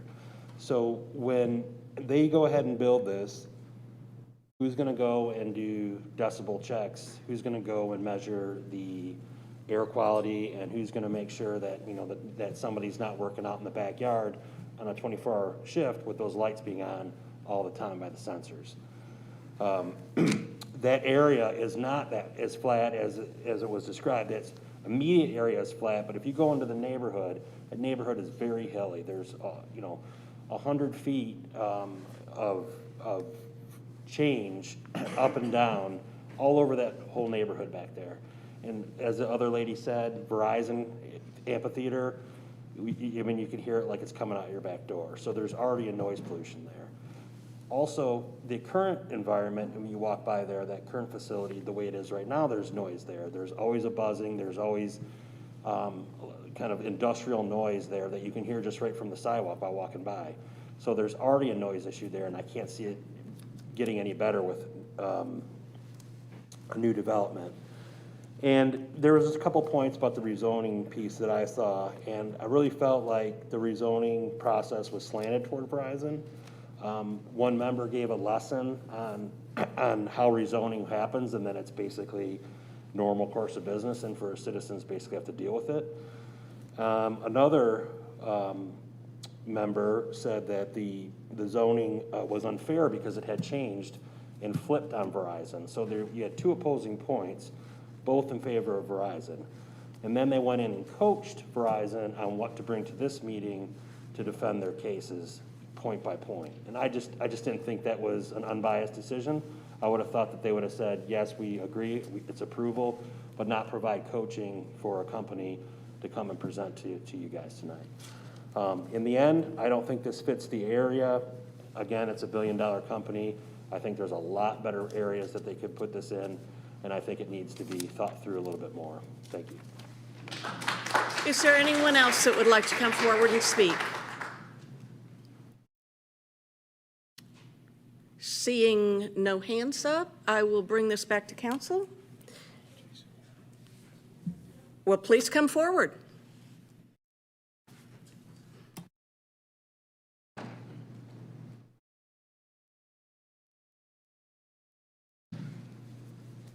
it seems like a pretty important project. It's tough to say no, but it's awfully close to people's homes.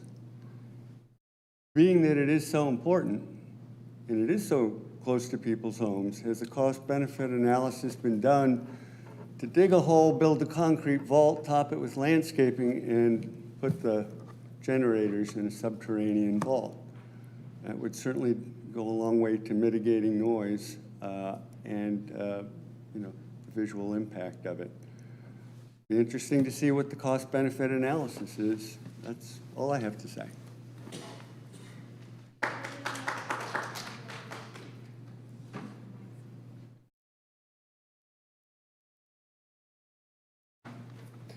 Thank you, Mayor and Council, for allowing me to speak tonight. My intent is not to just reiterate what everyone else has said. Oh, yeah, I'm so sorry. Clint Whittier, 355 Sheringham Court. My property is directly impacted by this proposed facility as well. I just wanted to take the time. I know my wife, she couldn't be here today because she's at home with our child. A child that we brought into this world in this house that we first bought with no prior knowledge of this facility being built, and now we're faced with late nights where I've been working all day and I don't even get time to spend with my daughter because I'm here talking with you fine people. But I just wanted to share with you what my wife has said, if you guys don't mind. So I'm just going to read what she says.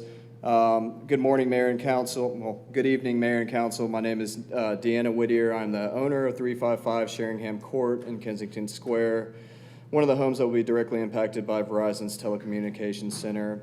This has been an extremely devastating situation to find out about, seeing how much it will alter my family's quality of life and so many others. My backyard opens up to the woods that separate my house from Old Alabama Connector, the exact area that will be lost to a giant telecommunications center. The most heartbreaking aspect of this is that we chose to buy this house almost 4 years ago because of how much we love the peaceful environment and beautiful nature that we get to enjoy daily in our backyard. By allowing this project to happen, you are negatively impacting so many people, including the children and quiet families of this neighborhood. My 3-year-old daughter has grown up playing in her backyard. It's where she runs and plays, watches for birds, squirrels, deer, and all the beautiful wildlife we get to experience in our private backyard. This is where she has roamed and explored her whole life, where she watches her dogs run and play, where we sit on our beautiful back deck and listen to music, paint pictures, blow bubbles, and watch the clouds float by. The same deck is the deck where we teach our daughter about stars in the sky and the changes of the moon through each phase. It's just heartbreaking that in a few short months, the quality of our lives will decline significantly, as well as our appreciation for this beautiful city and community, due to Verizon getting grandfathered into a zone that is specifically set for civic rezoning. And I'll just add that this building doesn't seem to qualify under the definition of civic. So we walked through the parks of Roswell, and it's interesting to me to see park benches and trash cans that read, "Keep Roswell Beautiful." Yet this project is being allowed to destroy acres of the beauty that Roswell is. My husband and neighbors have attended the public hearings and voiced their same concerns. We have neighbors moving out of the community because they're so appalled by this decision. I know I'm only one person, but if you can hear the impact of what one person feels, I hope it speaks for all the other families and households that will experience the same distress and heartbreak from seeing this project come to fruition.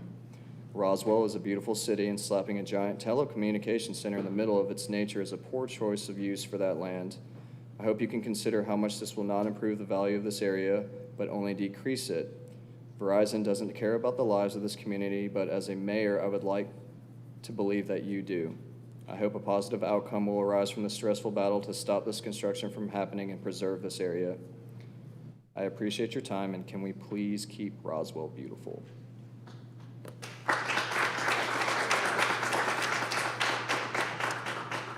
That's, I guess I have a minute left, so I'll just go off the top here.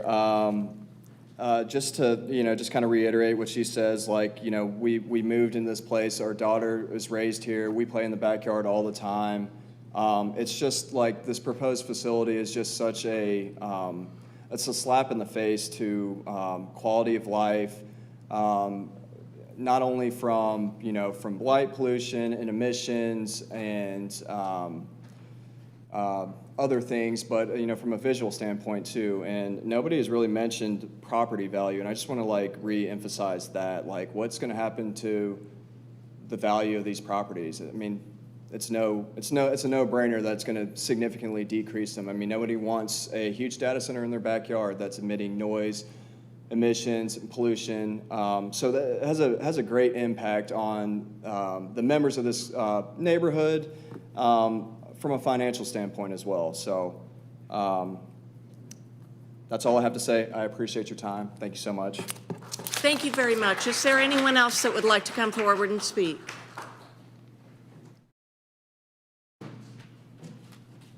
Yes, sir. Please come forward.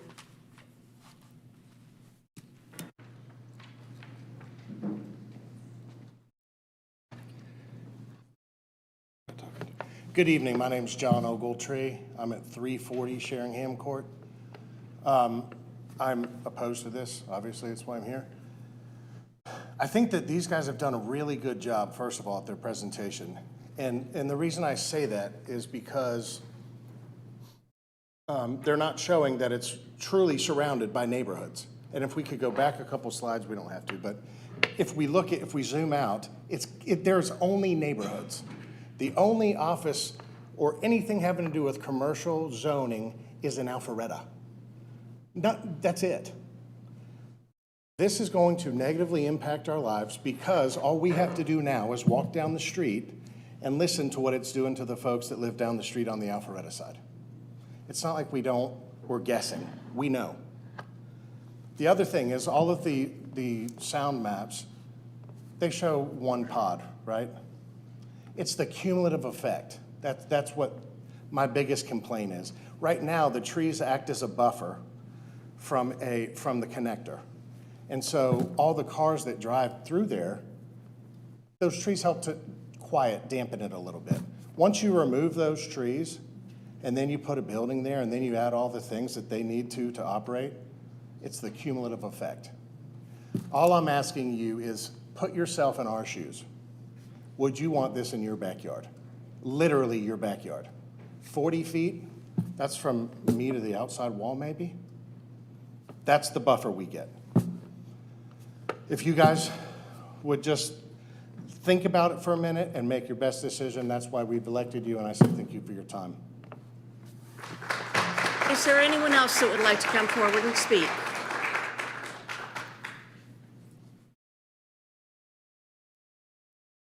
Not seeing any hands up, I will close the public portion of this meeting. And I have reserved rebuttal time for the applicant. Please come forward.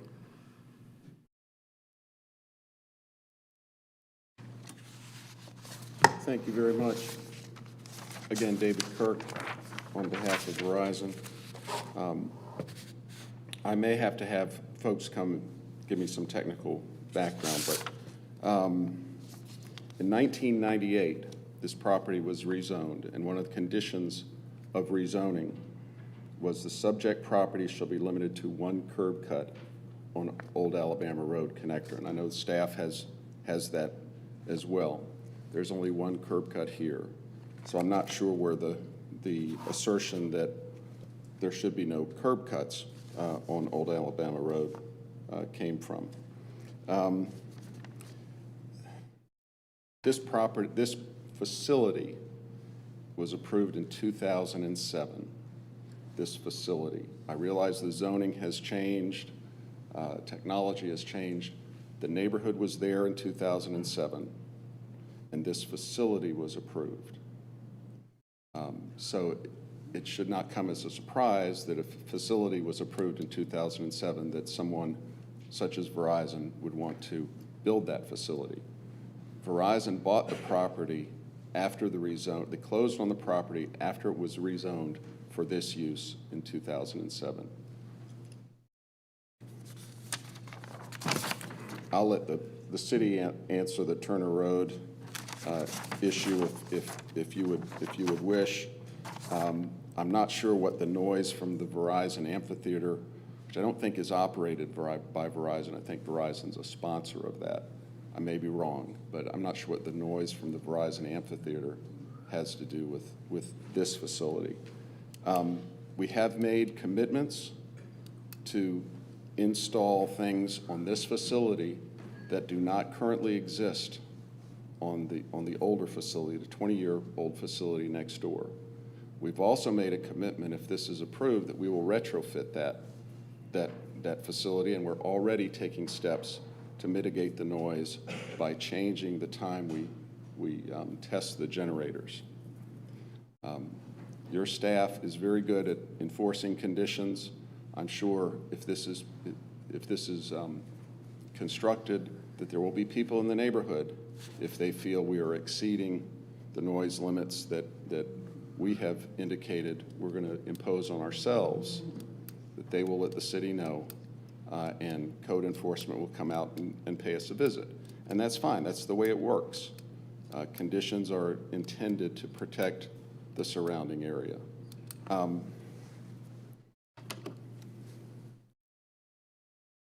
That area will remain as it is. I don't know what the acreage is, but that lower dimension is about 700 feet. That upper dimension is about 900 feet. If this were developed as an office park, I would hazard a guess that a lot more of those trees would be removed. We are not intending to remove those. We are not going to remove those, as you can see from this. Verizon owns the property from the right-hand side all the way down to that point. And our intent is to leave roughly, well, it's not half because it's a triangle, but whatever that area is in terms of acreage will remain undisturbed for the birds and the deer and everything else. I would suggest that if this were developed as an office, a lot of that property would be, a lot of those trees would be removed. It's simply not true that the noise that would be generated that 1 hour a week when the generators are being tested would be like standing next to a leaf blower. And I'm going to ask Jesse to come up, if I may, and just sort of reemphasize the things we're doing and to reemphasize what this shows. Thank you. Again, what would be going in there is not represented by what is already there. As was touched on early in the discussion this evening, there are a couple of generators there that currently do not have sound enclosures, and they are. I've measured them, and they're pretty darn loud, to be frank. But they are not in sound enclosures currently, and we are in the beginning stages of trying to figure out ways to attenuate that noise. But the future generators are not represented by those specific unenclosed generators. All the proposed new generators would be inside of those sound enclosures, which are rated at 65 dBA at a distance of 23 feet. So basically from here to this wall, the generator sitting there, it would be about 65 dBA, which is conversational level. And they have a couple of generators there currently, and while they were exercising them, I could vouch for the fact that those particular enclosed generators were very quiet. Beyond those enclosures, you have the 16-foot wall, both on the west side, mechanical yard, and on the east side, mechanical yard. These noise maps do indeed account for the operation, the 24/7 operation of most of that equipment. For instance, is this the first noise map? Okay. So for instance, this one, the legend is kind of small, so you can't really see it, but this accounts for the operation of 4 air handler units, the DOAS unit on the east side, an RTU, and 4 condensers on the west side.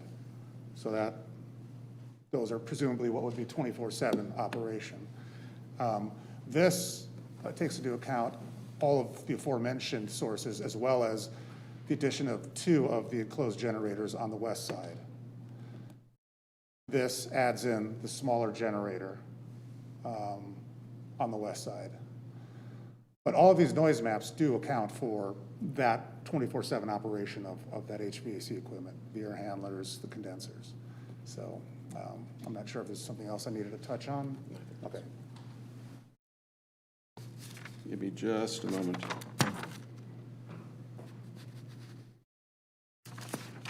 One other point that was raised was, Verizon's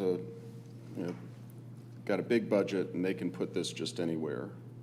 I don't think that's true, but I'm going to let our expert from Verizon talk to that. Good evening, Mayor and Council. My name is Jay Dill. I'm with Verizon.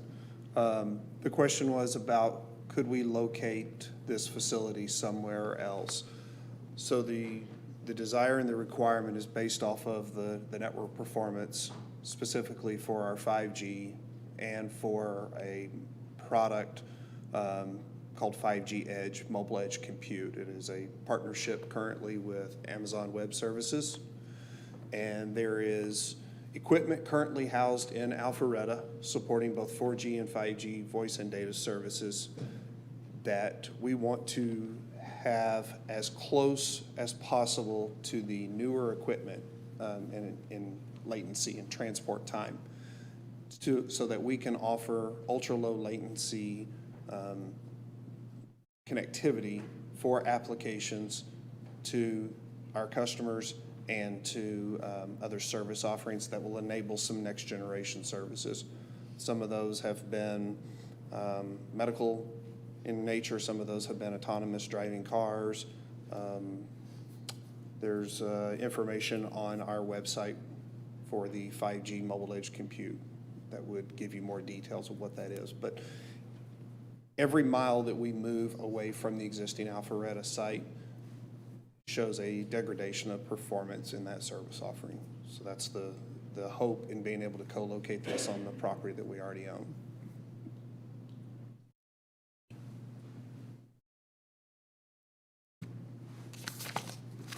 I think that's it, Madam Mayor. Appreciate everybody's time and the questions. If there are more, we'll be happy to try to answer them. Thank you very much. Councilmember Tizer. Thank you. I think we're still showing on there the noise map that has pod 2 on it. Yes, sir.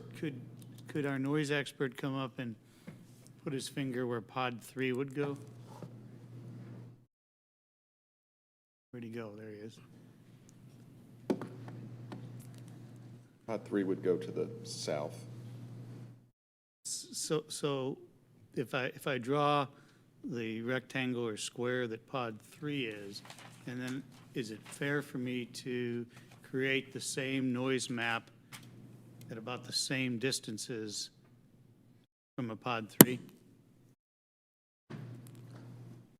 I don't believe so, because it's a smaller, it's about 17,000 square feet. It's not roughly 50,000, but I'll let him answer. It depends on what equipment would be located there, purely. I'm not quite sure if there's an answer to that. I think my question goes to the fact that it looks like pod 3 winds up closer to the homes. And then the other question that Councilmember Hall just asked me was, on our land use maps, pod 1 connects to pod 2, but it doesn't on the noise map. Is there something I'm missing? Pod 1 would be located between pod 2 and the existing north building.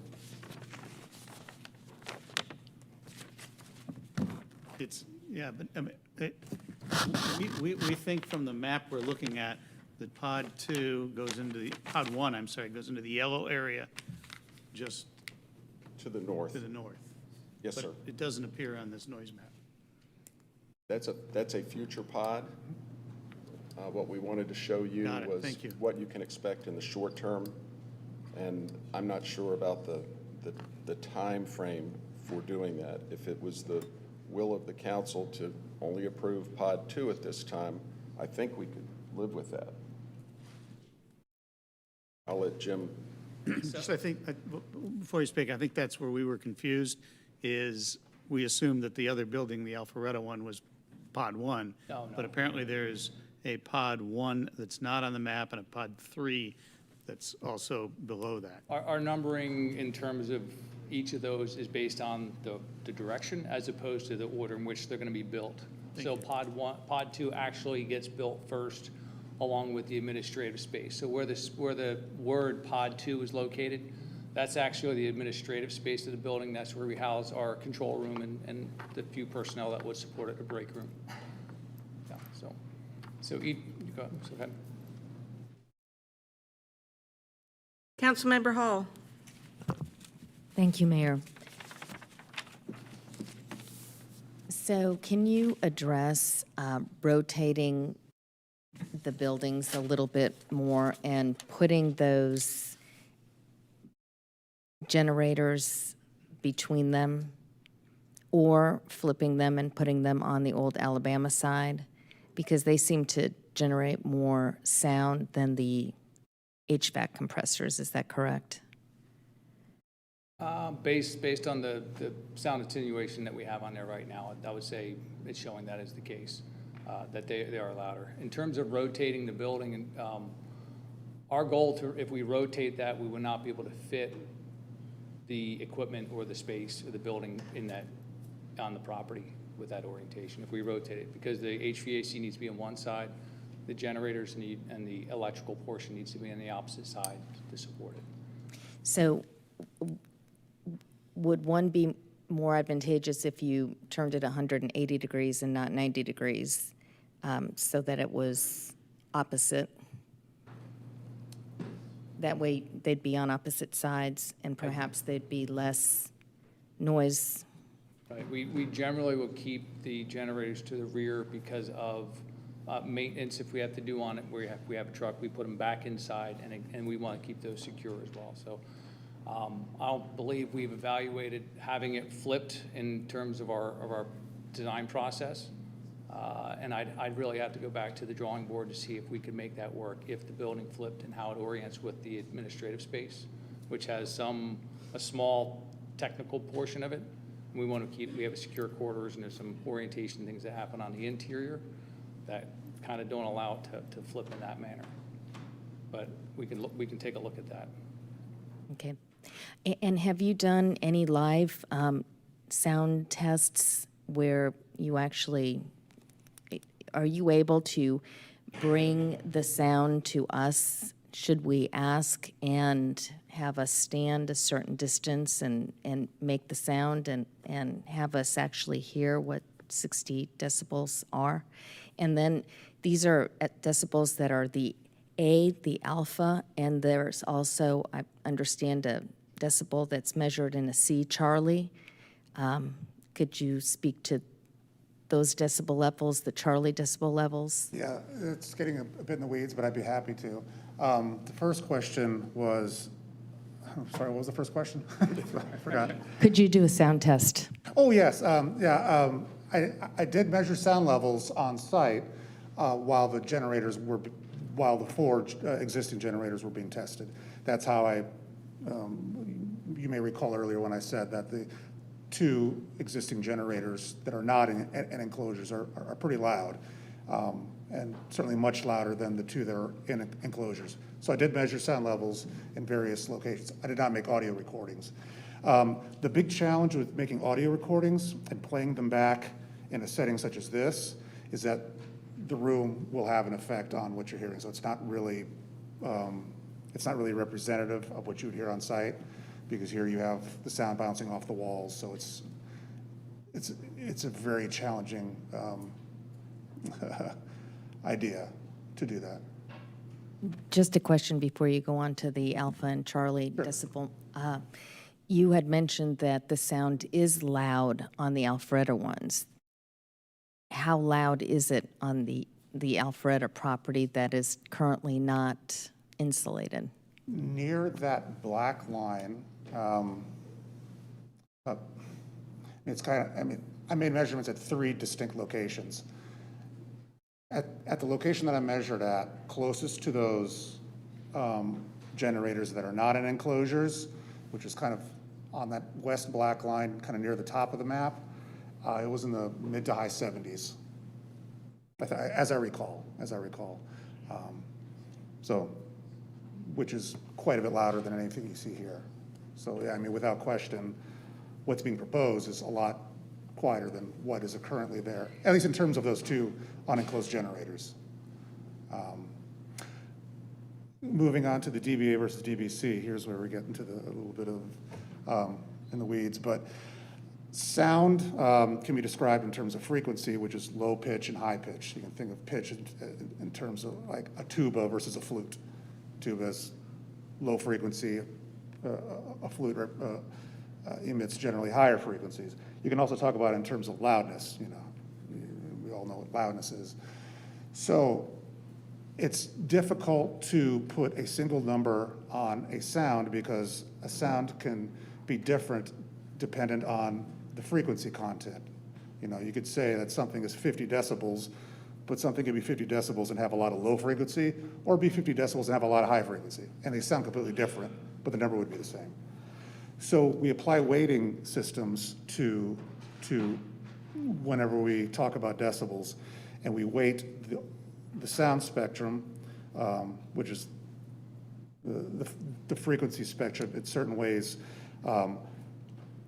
to come up with a single number that better represents what a person hears.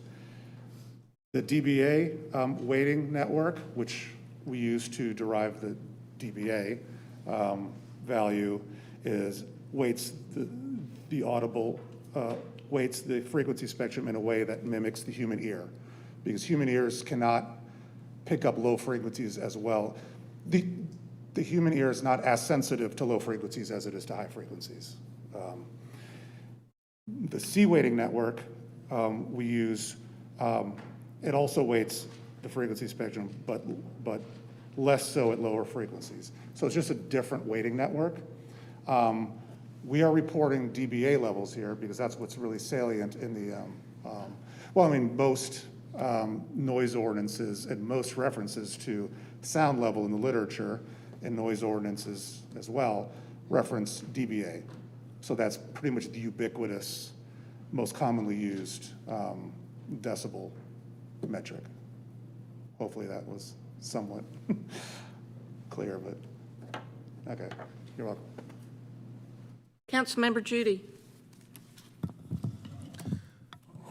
No, I'm completely lost. It's all right. So I think I've got two issues here. First issue is if Pod 2 was the only thing ever going on this piece of property, I think it would be a different story, and there would be some ways to get around it.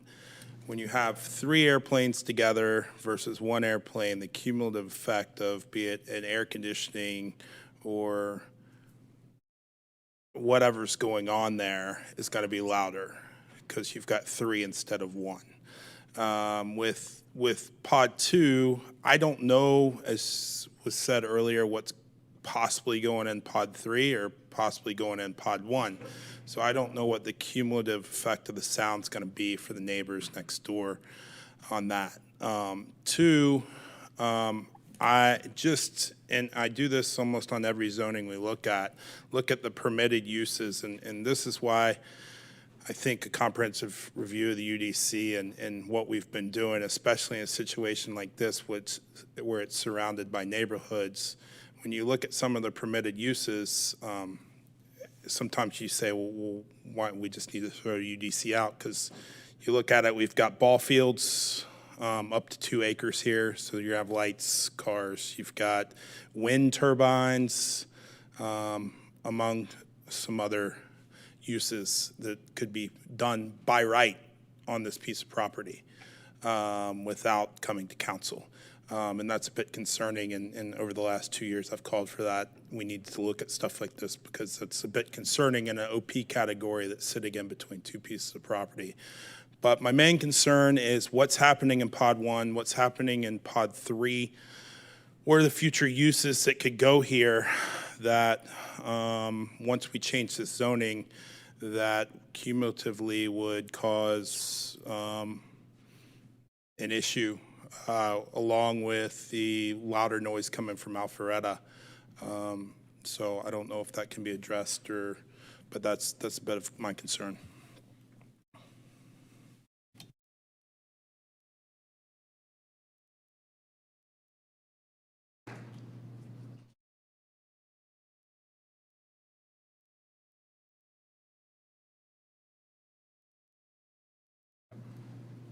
So just so you understand, when we design our facilities, we design them as well for future growth as shown here. And then we maximized our growth out of the Alpharetta property neighborhood next door.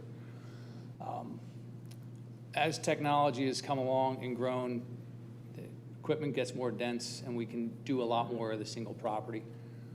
The single pod there will have the capacity to be able to do about the same amount as the neighboring building can altogether. So in terms of our growth, what we see in the foreseeable future, we're talking years down the road, is pod 1 and 2 would be really what we would expect.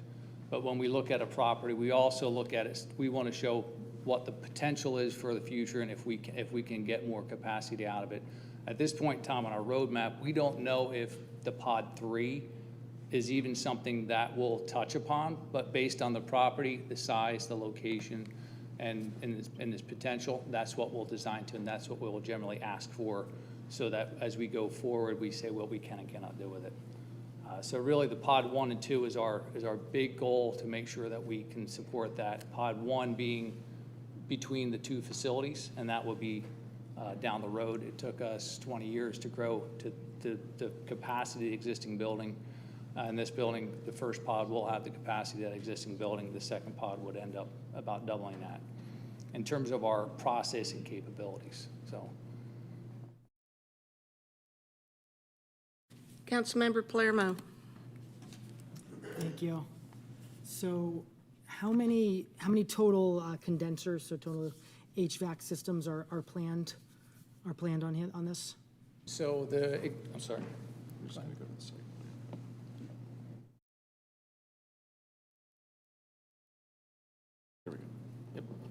So on pod 2, if you look at the bottom yard where it says equipment yard, there's 5 units shown there.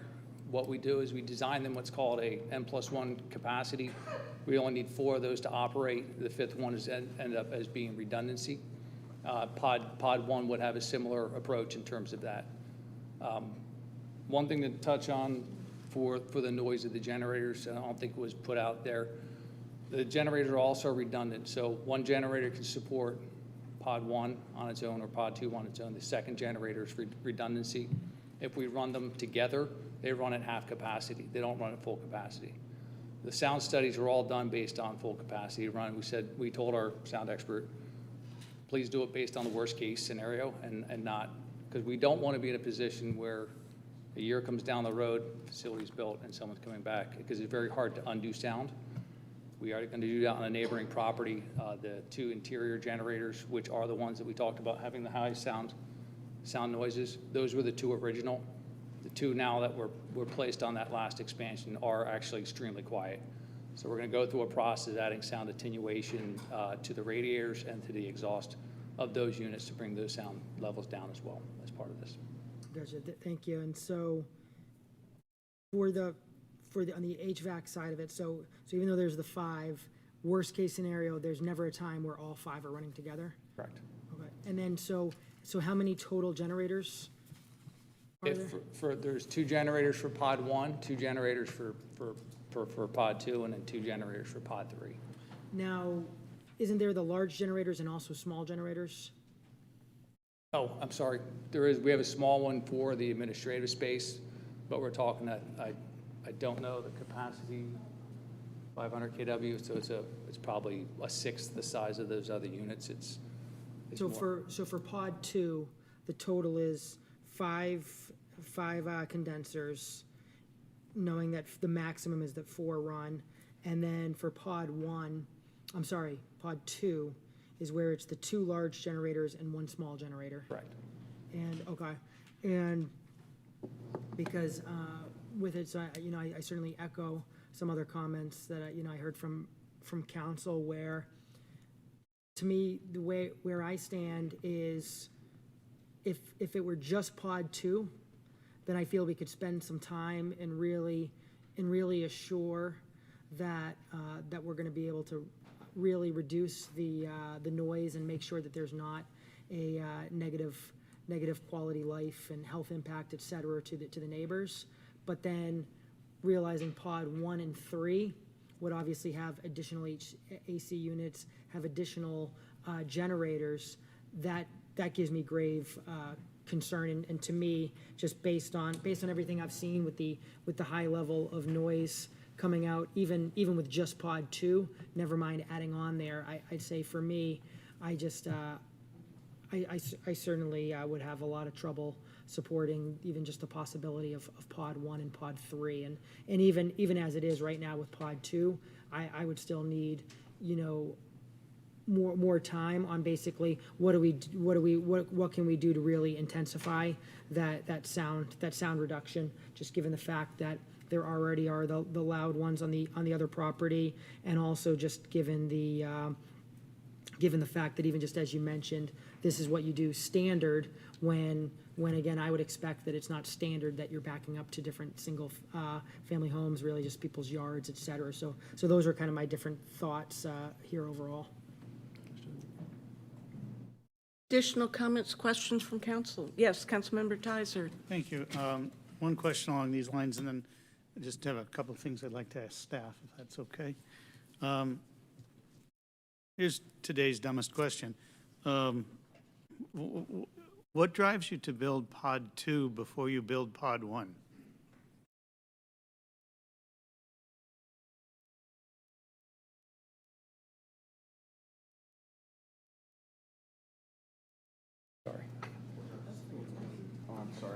I saw the question. We thought the question was for staff. I'm sorry. No, this one's for you guys. I'm sorry, I did not.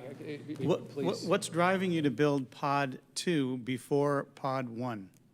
Constructability. So when we numbered, so the administrative space comes first, and then we're going to build. So within the administrative space, there's a thing called a telco room. So essentially, it's a small room where we bring in our facilities.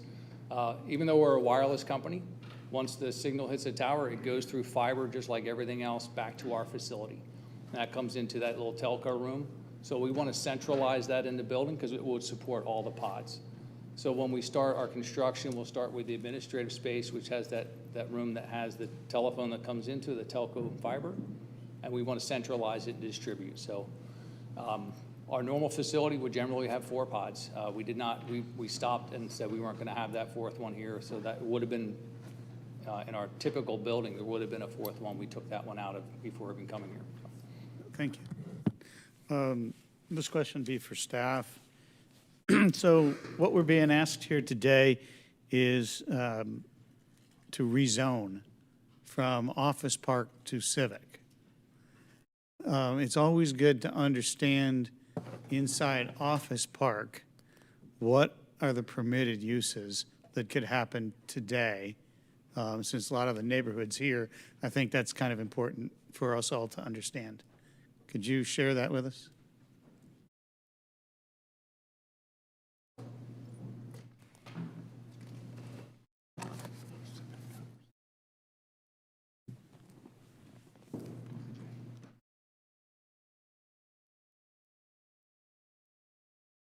Sure. Okay. In office, we have a college university, nonprofit service organization, a private school, public school, conservation park, reservoir, telecommunications tower, minor utilities, gym, health spa, yoga studio, medical, all office except as follows, and Bales Bond are the only other offices not allowed, so that would include call centers, radio, TV station, recording, trade, vocational, and business school, bed and breakfast, boutique hotel, remote parking, restaurants with a limited use, retail with a limited use, and those tend to be on the size relative to the property. Distillery is conditional. Light manufacturing is allowed. All research and development is allowed. Let's say greenhouse, non-commercial, and a helicopter landing pad is conditional. you're serious, a helicopter landing pad? Yes. Can you? It's an accessory use. Can you tell us, you mentioned two things that I was interested in, and Councilmember Hall just made the same note to me. Can you tell us what is the definition of a minor utility, and then what's the definition of a call center? A minor utility? Yeah, Not major? Okay. yeah, you said minor utility is allowed in Office Park. What is a minor utility? A minor utility would be something that would serve a neighborhood area like detention ponds, retention ponds, and we'll get a few more in a minute. So that'd be something that would minor, that'd be specific for an area. A call center is a office that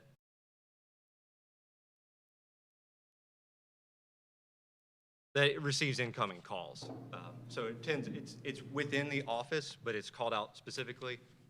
It tends to have more employees than a general office building. Are there, I see Jackie going through pages. Are there specific definitions in our code for those two things?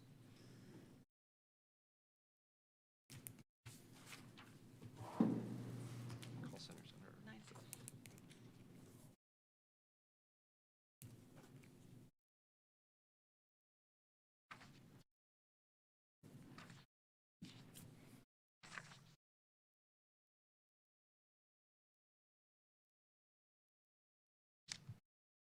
Call center defined, a facility used for the purpose of receiving or transmitting a large volume of telephone calls.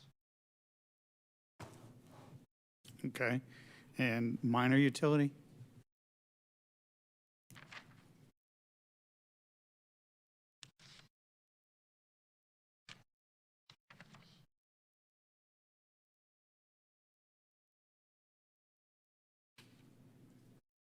Public or private infrastructure, including but not limited to water, sewer, gas, electric, telephone, internet, cable, and other services serving a limited area with no on-site personnel.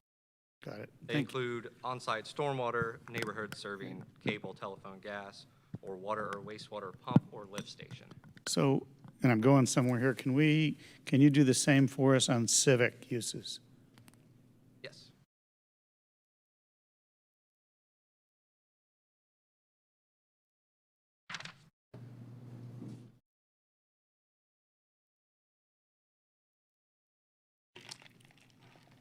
College or university, club, nonprofit, museum, nonprofit service, place of worship, public use, school private is conditional, school public is allowed, special school is conditional, conservation, reservoir, water supply. Major utilities are conditional. The telecommunication tower and minor utility are limited. Adult daycare center, more than 4 aging adults. A daycare center.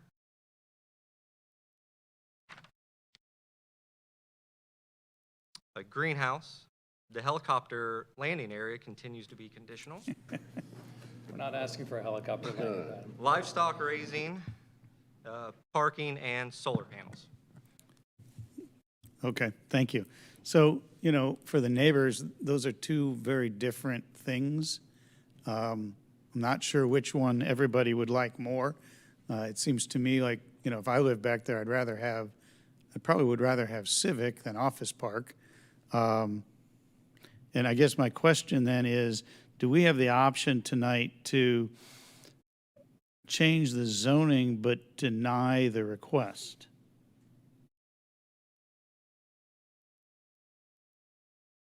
Mr. Davidson. You could do that. You have a full proposal in front of you, but you have the ability to rezone the property to what they requested and deny the request for the conditional use as proposed. I guess I'm wondering if, well, I think that's pretty much what I was thinking, trying to think my way through. Is trying to, I'm not sure that when I look at this, that any of the allowed uses are going to be acceptable as the neighbors see them. And so how do you find something that would be acceptable?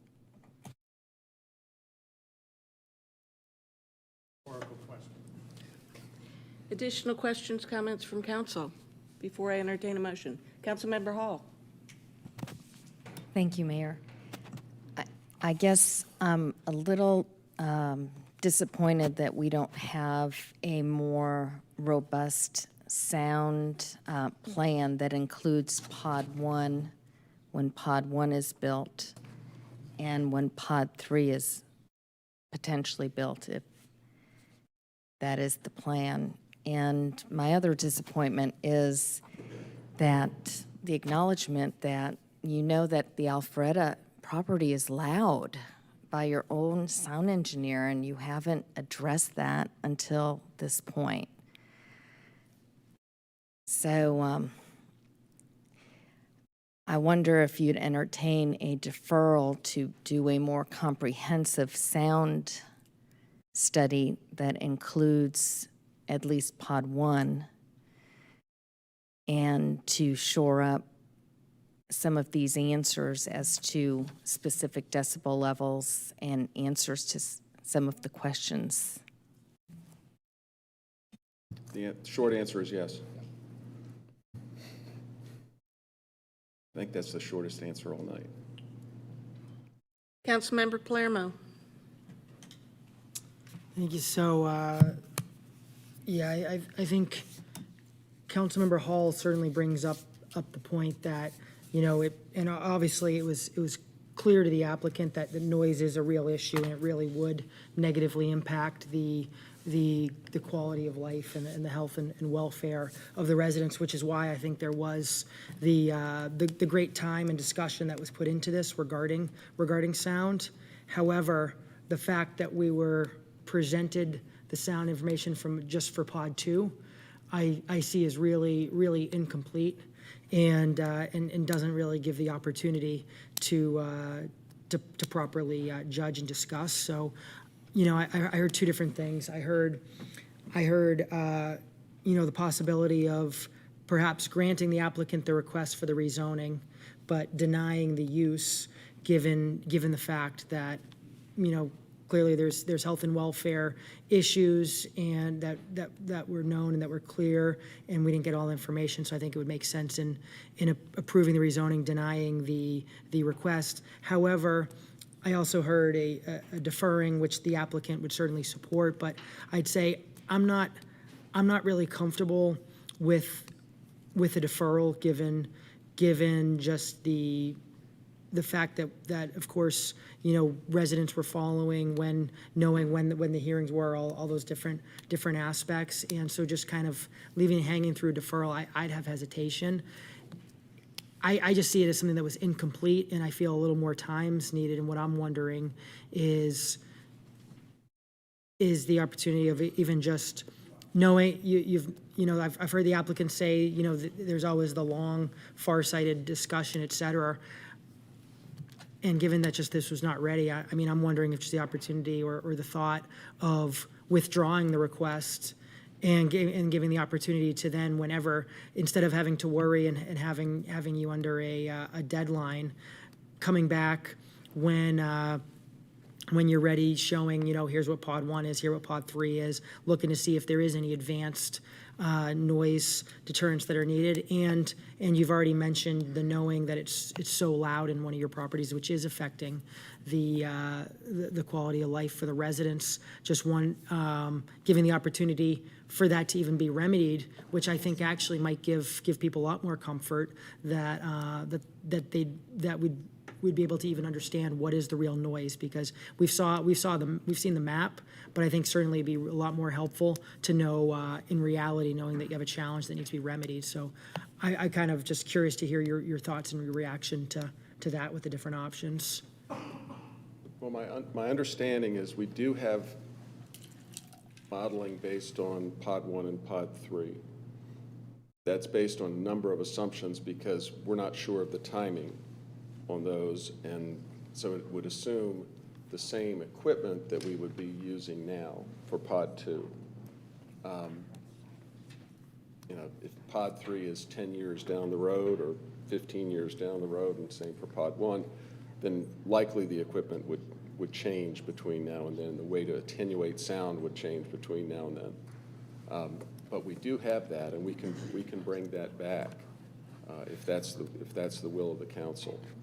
So, I mean, you know, just as someone had mentioned tonight, I forget if it was you or who it was, you know, mentioning always just assuming the worst case scenario, and I think it's certainly fair and just, and as we're looking at the welfare of the residents, to assume the worst case scenario. You know, you've shown how exponential the data has grown, and so I certainly would want to understand with the current technology and all that as that worst case scenario. But again, I just have hesitation with the deferral and the rushing something through, when in reality, I'd feel a lot more comfortable if this was going through a full process of just, I think it could be a great opportunity for a win-win. I really want to see, I certainly would love to see the opportunity for you to be able to build out to your needs and have a very successful development. And at the same time, I'd like the neighbors to know that their quality of life is not going to go down, their health and welfare is not going to go down. And so the opportunity to go through those other meetings, showing the updated sound, I think could be a good opportunity to try to find that win-win. And I'm just concerned with just a deferral that I don't think we'd be able to achieve that. I mean, I guess, and what are your thoughts compared to just the, you know, it's brought up that certainly this council has the right to go ahead and approve the request of Civic and then not approve this use, and then you'd still have the opportunity through the future to come through for that use change.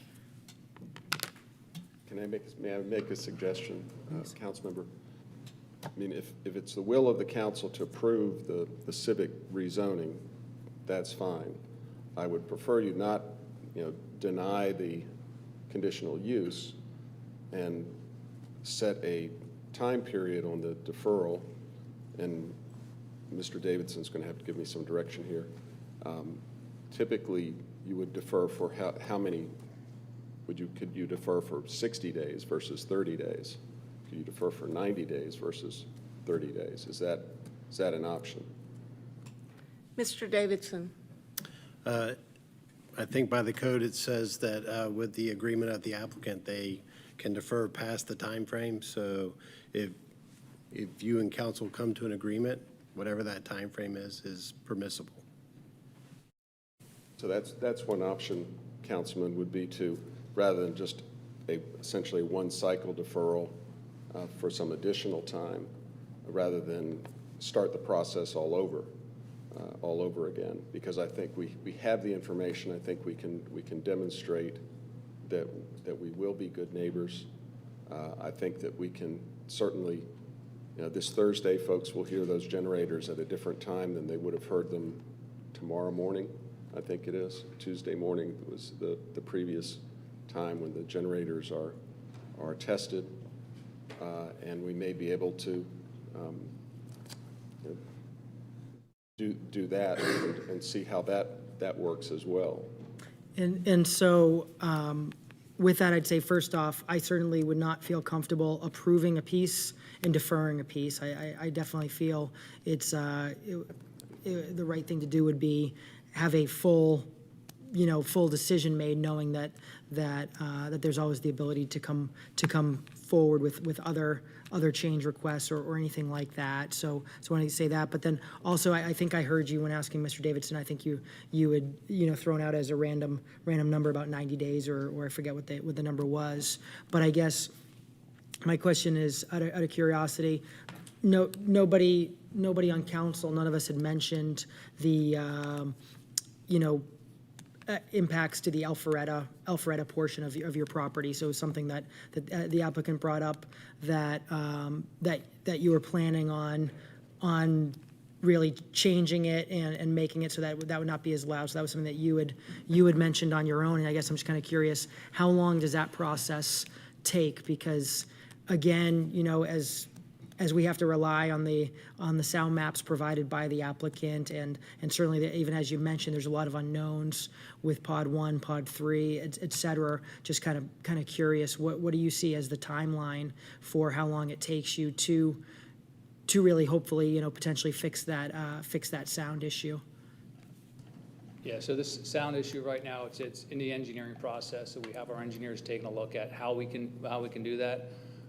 Because these generators were installed, I don't have the time frame, probably 15, 20, whatever the magic number was in terms of years ago. It's back before the attenuation was put in. So the retrofitting takes a little bit of effort.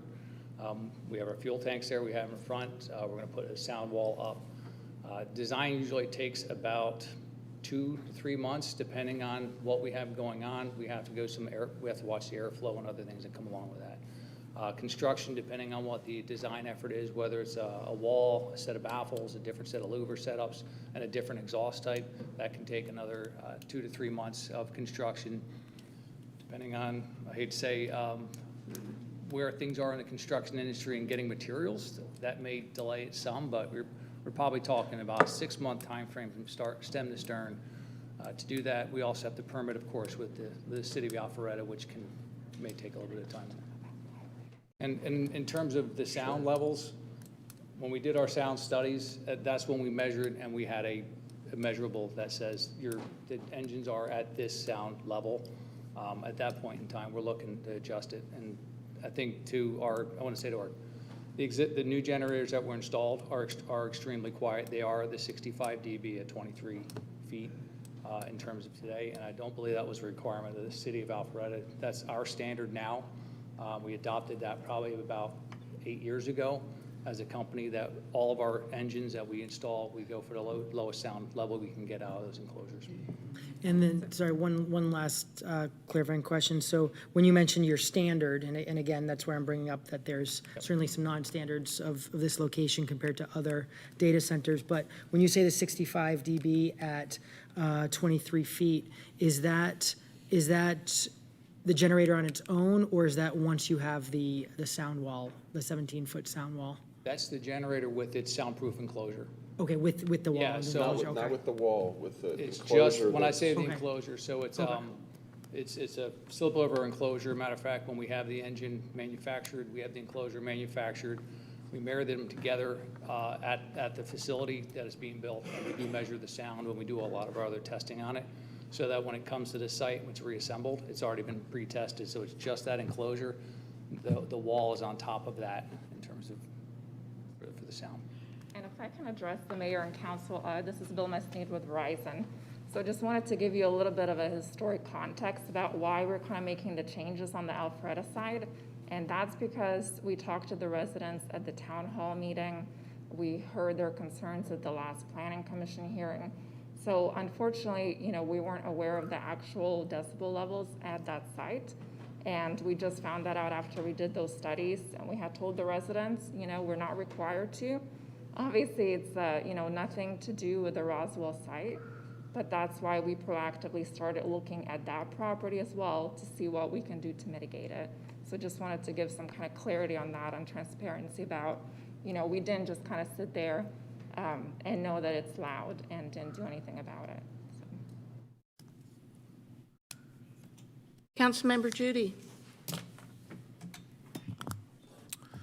So to me, it sounds like we're not going to be voting on this evening. So that means 3 of us here will not be voting on this issue come January and the next, or whenever after this is. So to kind of speed this up, a withdrawal, and you'll help me here, if they withdrew tonight, they'd have to go back through planning commission, neighborhood meeting, et cetera, which could they reapply right away if they withdrew this evening, or what's the time period of a withdrawal?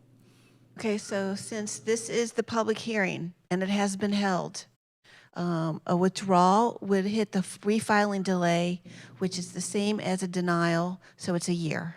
So they wouldn't be able to come back for a year. All right, so if we deferred it, Mr. Davison just said we could set a time period if we agreed with the applicant on the deferral, correct? All right, so during that time period, I know it's not custom for council members to meet with people in between deferral and the meeting, but obviously if I was in this position, I would want to go out on site and hear everything at full blast and this, that, and the other. So, I think that could be an option if everybody could go hear what you have going on. But again, I think the concern that's been stated tonight is what is the future of this site? What's the noise when it's all put together? And what does that look like going forward? So I think the options are either deferral or withdrawal at this point in time, unless anybody has any other opinion here. Additional comments, questions from council? Councilmember Hall, I'll entertain a motion. Clarifying question. Would the applicant prefer a 90-day or a 6-month deferral, or anything in between? Can you give me one moment? Absolutely. Thank you. We would say 90 days. We'd like to keep it a shorter duration.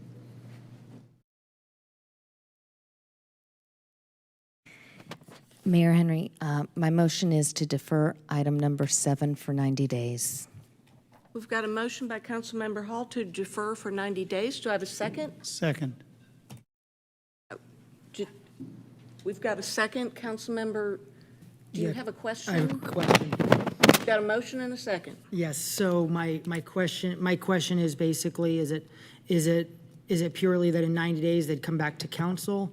Or would there be another official opportunity, going back to planning commission or a neighborhood meeting or something, just to make sure the public's engaged and getting the opportunity to see this information ahead of time? Councilmember Hall, would you like to clarify your motion? May I ask a legal question of Mr. Davidson?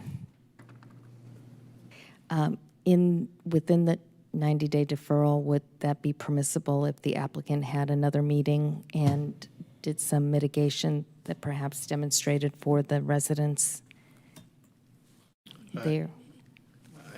I mean, they can do whatever they want as the applicant, but I think if you want, I think what Councilmember Palermo is talking about is having another official meeting before they come back to y'all. So I think if they want 90 days, and I don't know when the planning commission meeting would be after that 90 days, and then come to council after that, you could defer it and send it back to planning commission before it comes back to council.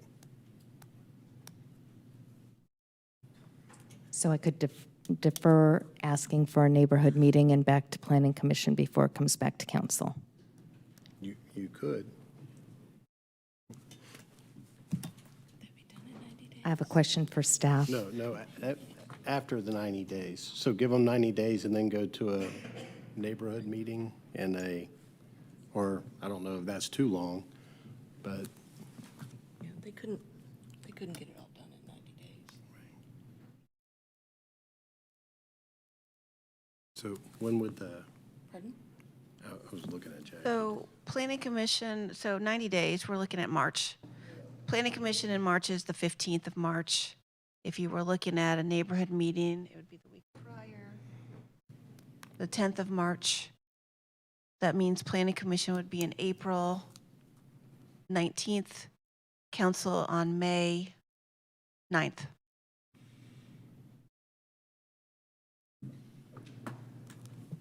Councilmember Hall. I don't know if there's another.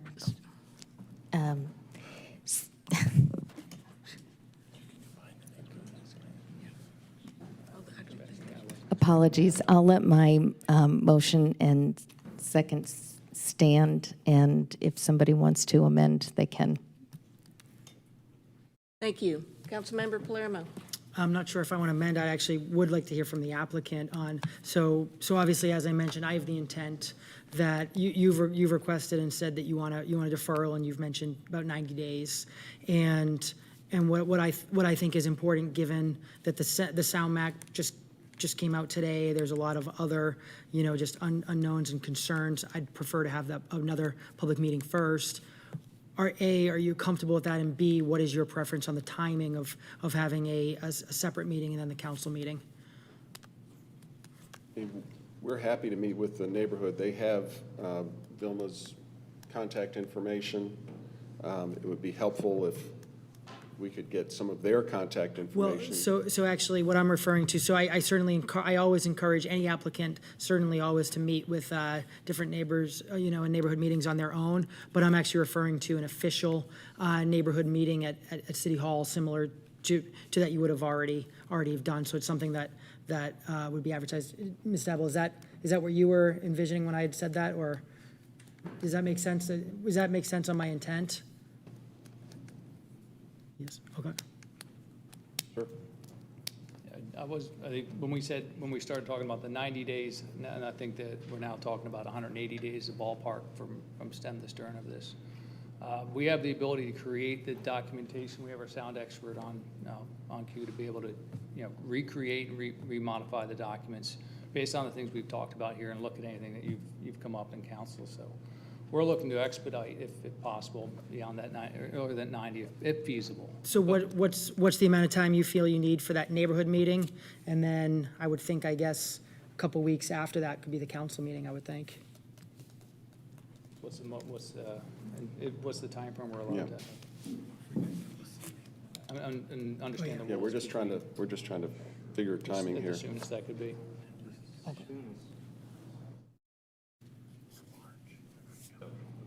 The next neighborhood meeting would be January 13th. Now, what about, couldn't we just have the March Planning Commission meeting be a neighborhood meeting as well? A neighborhood meeting, I mean, the same, neighborhood will be there. but I mean, have the neighborhood meeting and then the Planning Commission the same, In the same night. evening? We could do a neighborhood meeting in advance of the planning commission meeting, yes. On the same night.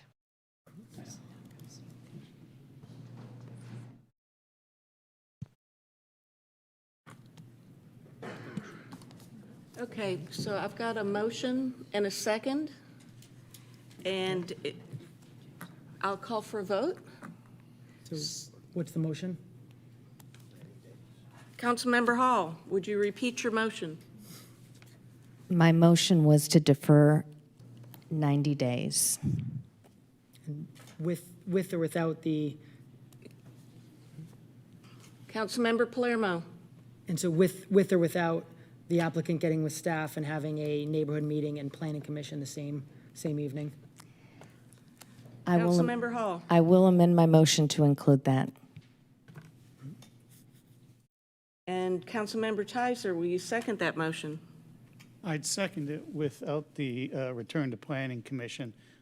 They've already said their piece, but I think the neighborhood meeting piece would be good. Okay, we've got a motion, but we don't have a second. Would anyone like to second the current motion? Second. Councilmember Palermo seconds the motion. All those in favor, please raise your hands. And it passes unanimously. Thank you. Thank you for And your help. we will take a 15-minute break before we continue with the agenda.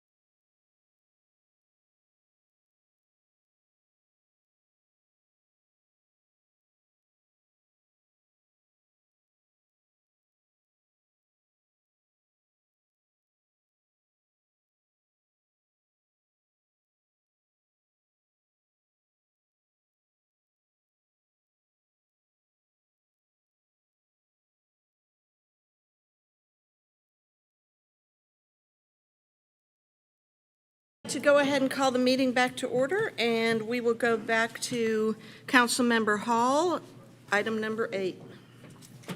Thank you, Mayor. Item number 8, approval of RZ 2021-2024-1, 300 Grimes Bridge Road, changes to the approved site plan. And this is presented by Mr. Turner. All right, thank you. Yeah, the request is to change the 2008 site plan. The property is currently zoned Civic. That's that 300 piece there in the center. Across Dogwood is also Civic and some OP. To the north, Grimes Bridge, there's CX, RM3, and a little bit of RS18, as is their neighbor, I guess due west there. And then down kind of towards the south and west is RS12. Here's an aerial of the property. You can see 400 cutting through the corner. And now again, we're turning where north is going to be to your right. This was the 2008 approved plan. You can see relative to the current site, they're moving the entrance off of Grimes Bridge from what would be about in the middle of the plan back towards the top of the property as far as they can, and then still have that 40-foot buffer between the development of the property and the neighboring property. The drive outlet cuts through and then connects to Dogwood Road. Here's the new proposed plan. They are still moving the property away from the intersection. The new proposed building is being pushed back with a green area between the parking lot and then a drive aisle that allow more vehicles to get off the road of Grimes Bridge for stacking. The property is about 5.5 acres. There's 42,000 square foot of building on site. The future building is approximately 30,000 square feet. You can see on your left the existing stacking. This currently holds about 43 vehicles. Under the new plan, they will be able to stack approximately 109 vehicles. And so you can see the counterclockwise there, well, they'll come down, have the drop off, and then a wait to get back out. Here's a zoomed in where you can kind of see the drop off area now and the parking lot as it exists. Tree plan includes typical street trees as required by code, and then you can see where the neighboring residence is by that drive aisle access, the enhanced planting and buffering as required by the neighborhood compatibility buffer. Staff recommends approval to the site plan. Any questions for staff? Council have any questions for staff? Councilmember Judy. I believe in our legal meeting, it was stated that the traffic officer who works out there on a daily basis believed this was a good plan to help get cars out of the road, correct? I was unable to attend that, but that is correct, yes. Yes, all right, yeah, because this is going from what to what? The number of students or No, vehicles? cars. Cars. Stacked. The stacking plan goes from about 43 to 109. Perfect, thank you. Additional questions, comments from council before I open it up to the applicant? The applicant, would you please come forward? Good evening. My name is Mike Masheri with Chapman Coyle Chapman Architects here on behalf of the Swift School, and we appreciate the time to be here with you. I'll try to be brief with the presentation without reiterating everything that was just discussed. The main focus of this plan is to create the safest and most efficient plan for the property, for the school, and for the nearby community. We've been working with city staff for the past 10 to 12 months coordinating this plan, and we feel it's a much safer plan than the previous plan off of Dogwood, and we feel it also accommodates a lot of the concerns and needs relative to traffic flow and the traffic issues on the intersection. This, of course, is the existing plan.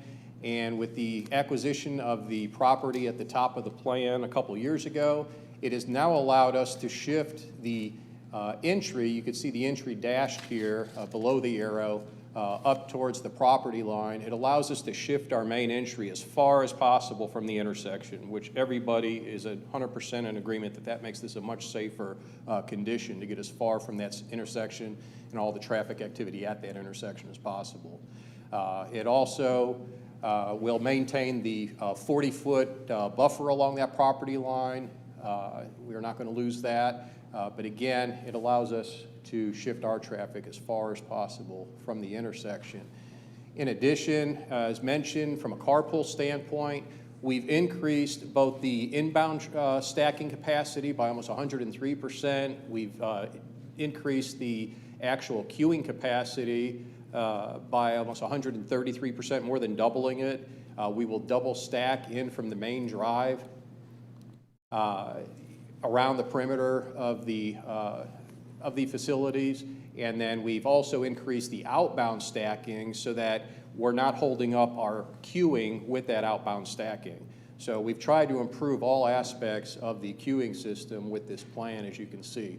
From a safety standpoint, one big concern for the school is to relocate the existing play field. As you see in the existing plan, the play field is that small green area in front of the parking next to the entry drive, directly adjacent to Grimes Bridge. The children now have to traverse across the main entry, the drive of the campus, and the parking area to get to that field. It's right along Grimes Bridge, which isn't the safest location either. With our current plan, the play field is the area designated with note 7 within that new radius drop-off drive. And during the day, we'll have the ability to close the gates at each end of that paved drive area so that the children have direct access to that play field. So the entire campus now becomes a pedestrian-friendly campus. They never have to cross with vehicles again. And then during pickup and drop-off, those gates will be open and the cars have access to that loop drive where we're maximizing stacking capacity. So again, we feel this is a much safer plan for the campus. We take advantage of all of the, I think, the acreage in a much more friendly fashion, and we also have maximized how we're stacking cars on the site relative to the existing site. And I think, as we mentioned, the school is going to has many features relative to carpool and to stacking to alleviate the traffic issues. Of course, these improvements are going to greatly alleviate stacking onto Grimes Bridge potentially with our doubling of the car capacity on the site. The school is still going to maintain staggering their 2 drop-offs for their 2 programs so that we minimize the amount of parents at any one time stacking on campus. We're going to continue to use the traffic officer that was mentioned, who feels this is a better plan, and he will continue to guide traffic in and out of the site to minimize the traffic delays. And the school will continue also to use what's called the Pick My Kids software, which helps them expedite the queuing process. It's a software used by over 1,000 schools nationwide, and it allows the school to know when a parent is approaching in their car so that they can cue their child immediately to the curb. So as that parent pulls up, that child is immediately there, they load in the car and they go. So there's absolutely no delay with their queuing process, and this has helped expedite their queuing tremendously. So I think with all of those continued features and the improvements on the site, we're hoping that we can definitely help with the stacking concerns and the traffic concerns at this intersection and still maintain and create even a safer campus for Swift School. Thank you. Council, have any questions for the applicant? Is there anyone in the public that would like to come forward and speak? If you'd like to sit down, I'll be open for rebuttal. Anyone in the audience? Well, I don't know that you need rebuttal. So I am looking for a motion.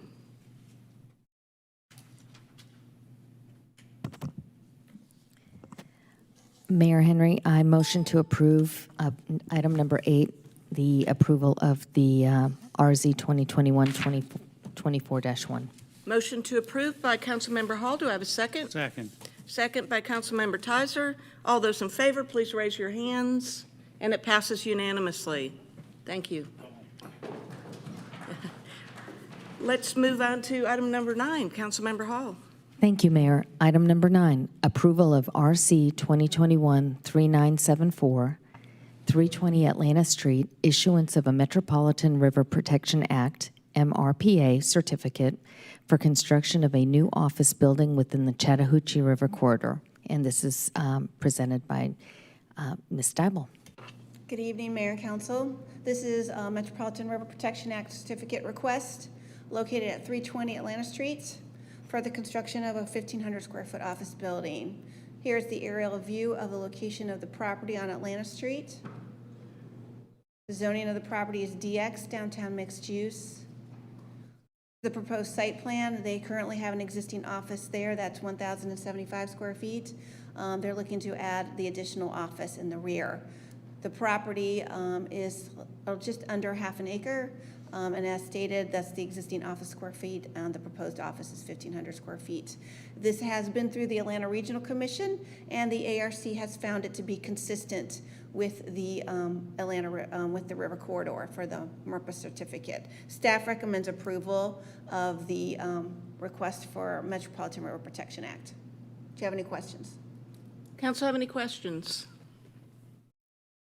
Do I have a motion?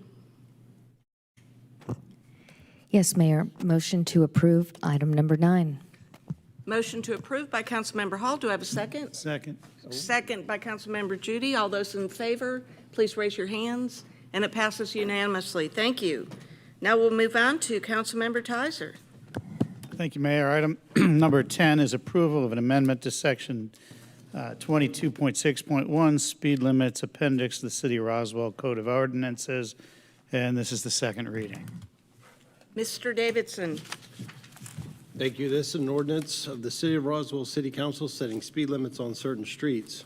Be it therefore resolved by the Mayor and Council of the City of Roswell pursuant to their authority, they do hereby adopt the following ordinance. Chapter 22, Traffic and Motor Vehicles of the Code of Ordinances of the City of Roswell, Georgia, is amended by deleting therefrom Article 22.6, Speed Limits Appendix, and substituting in lieu thereof a new Article 22.6 to read, as set forth in Appendix attached hereto and incorporated herein by reference, and if approved, this is the second reading.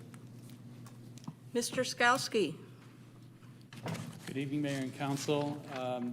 This item was discussed at committee, and this is a renewal of our permit. I don't believe there have been any further developments in feedback from Georgia DOT regarding our speed limit request from Mimosa Boulevard.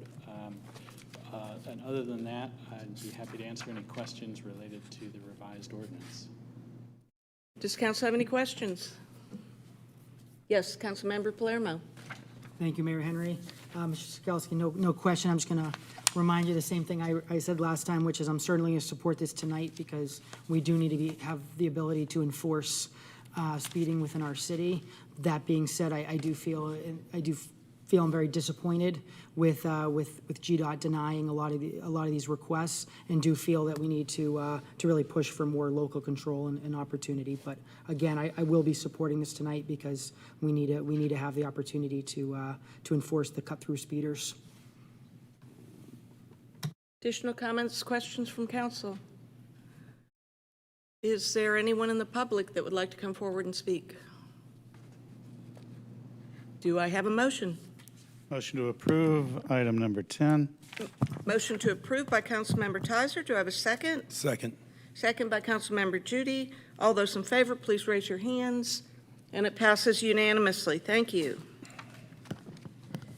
Councilmember Tizer. Item number 11, approval of a resolution for a speed detection permit application update by the City of Roswell to the Georgia Department of Public Safety. Mr. Skalsky.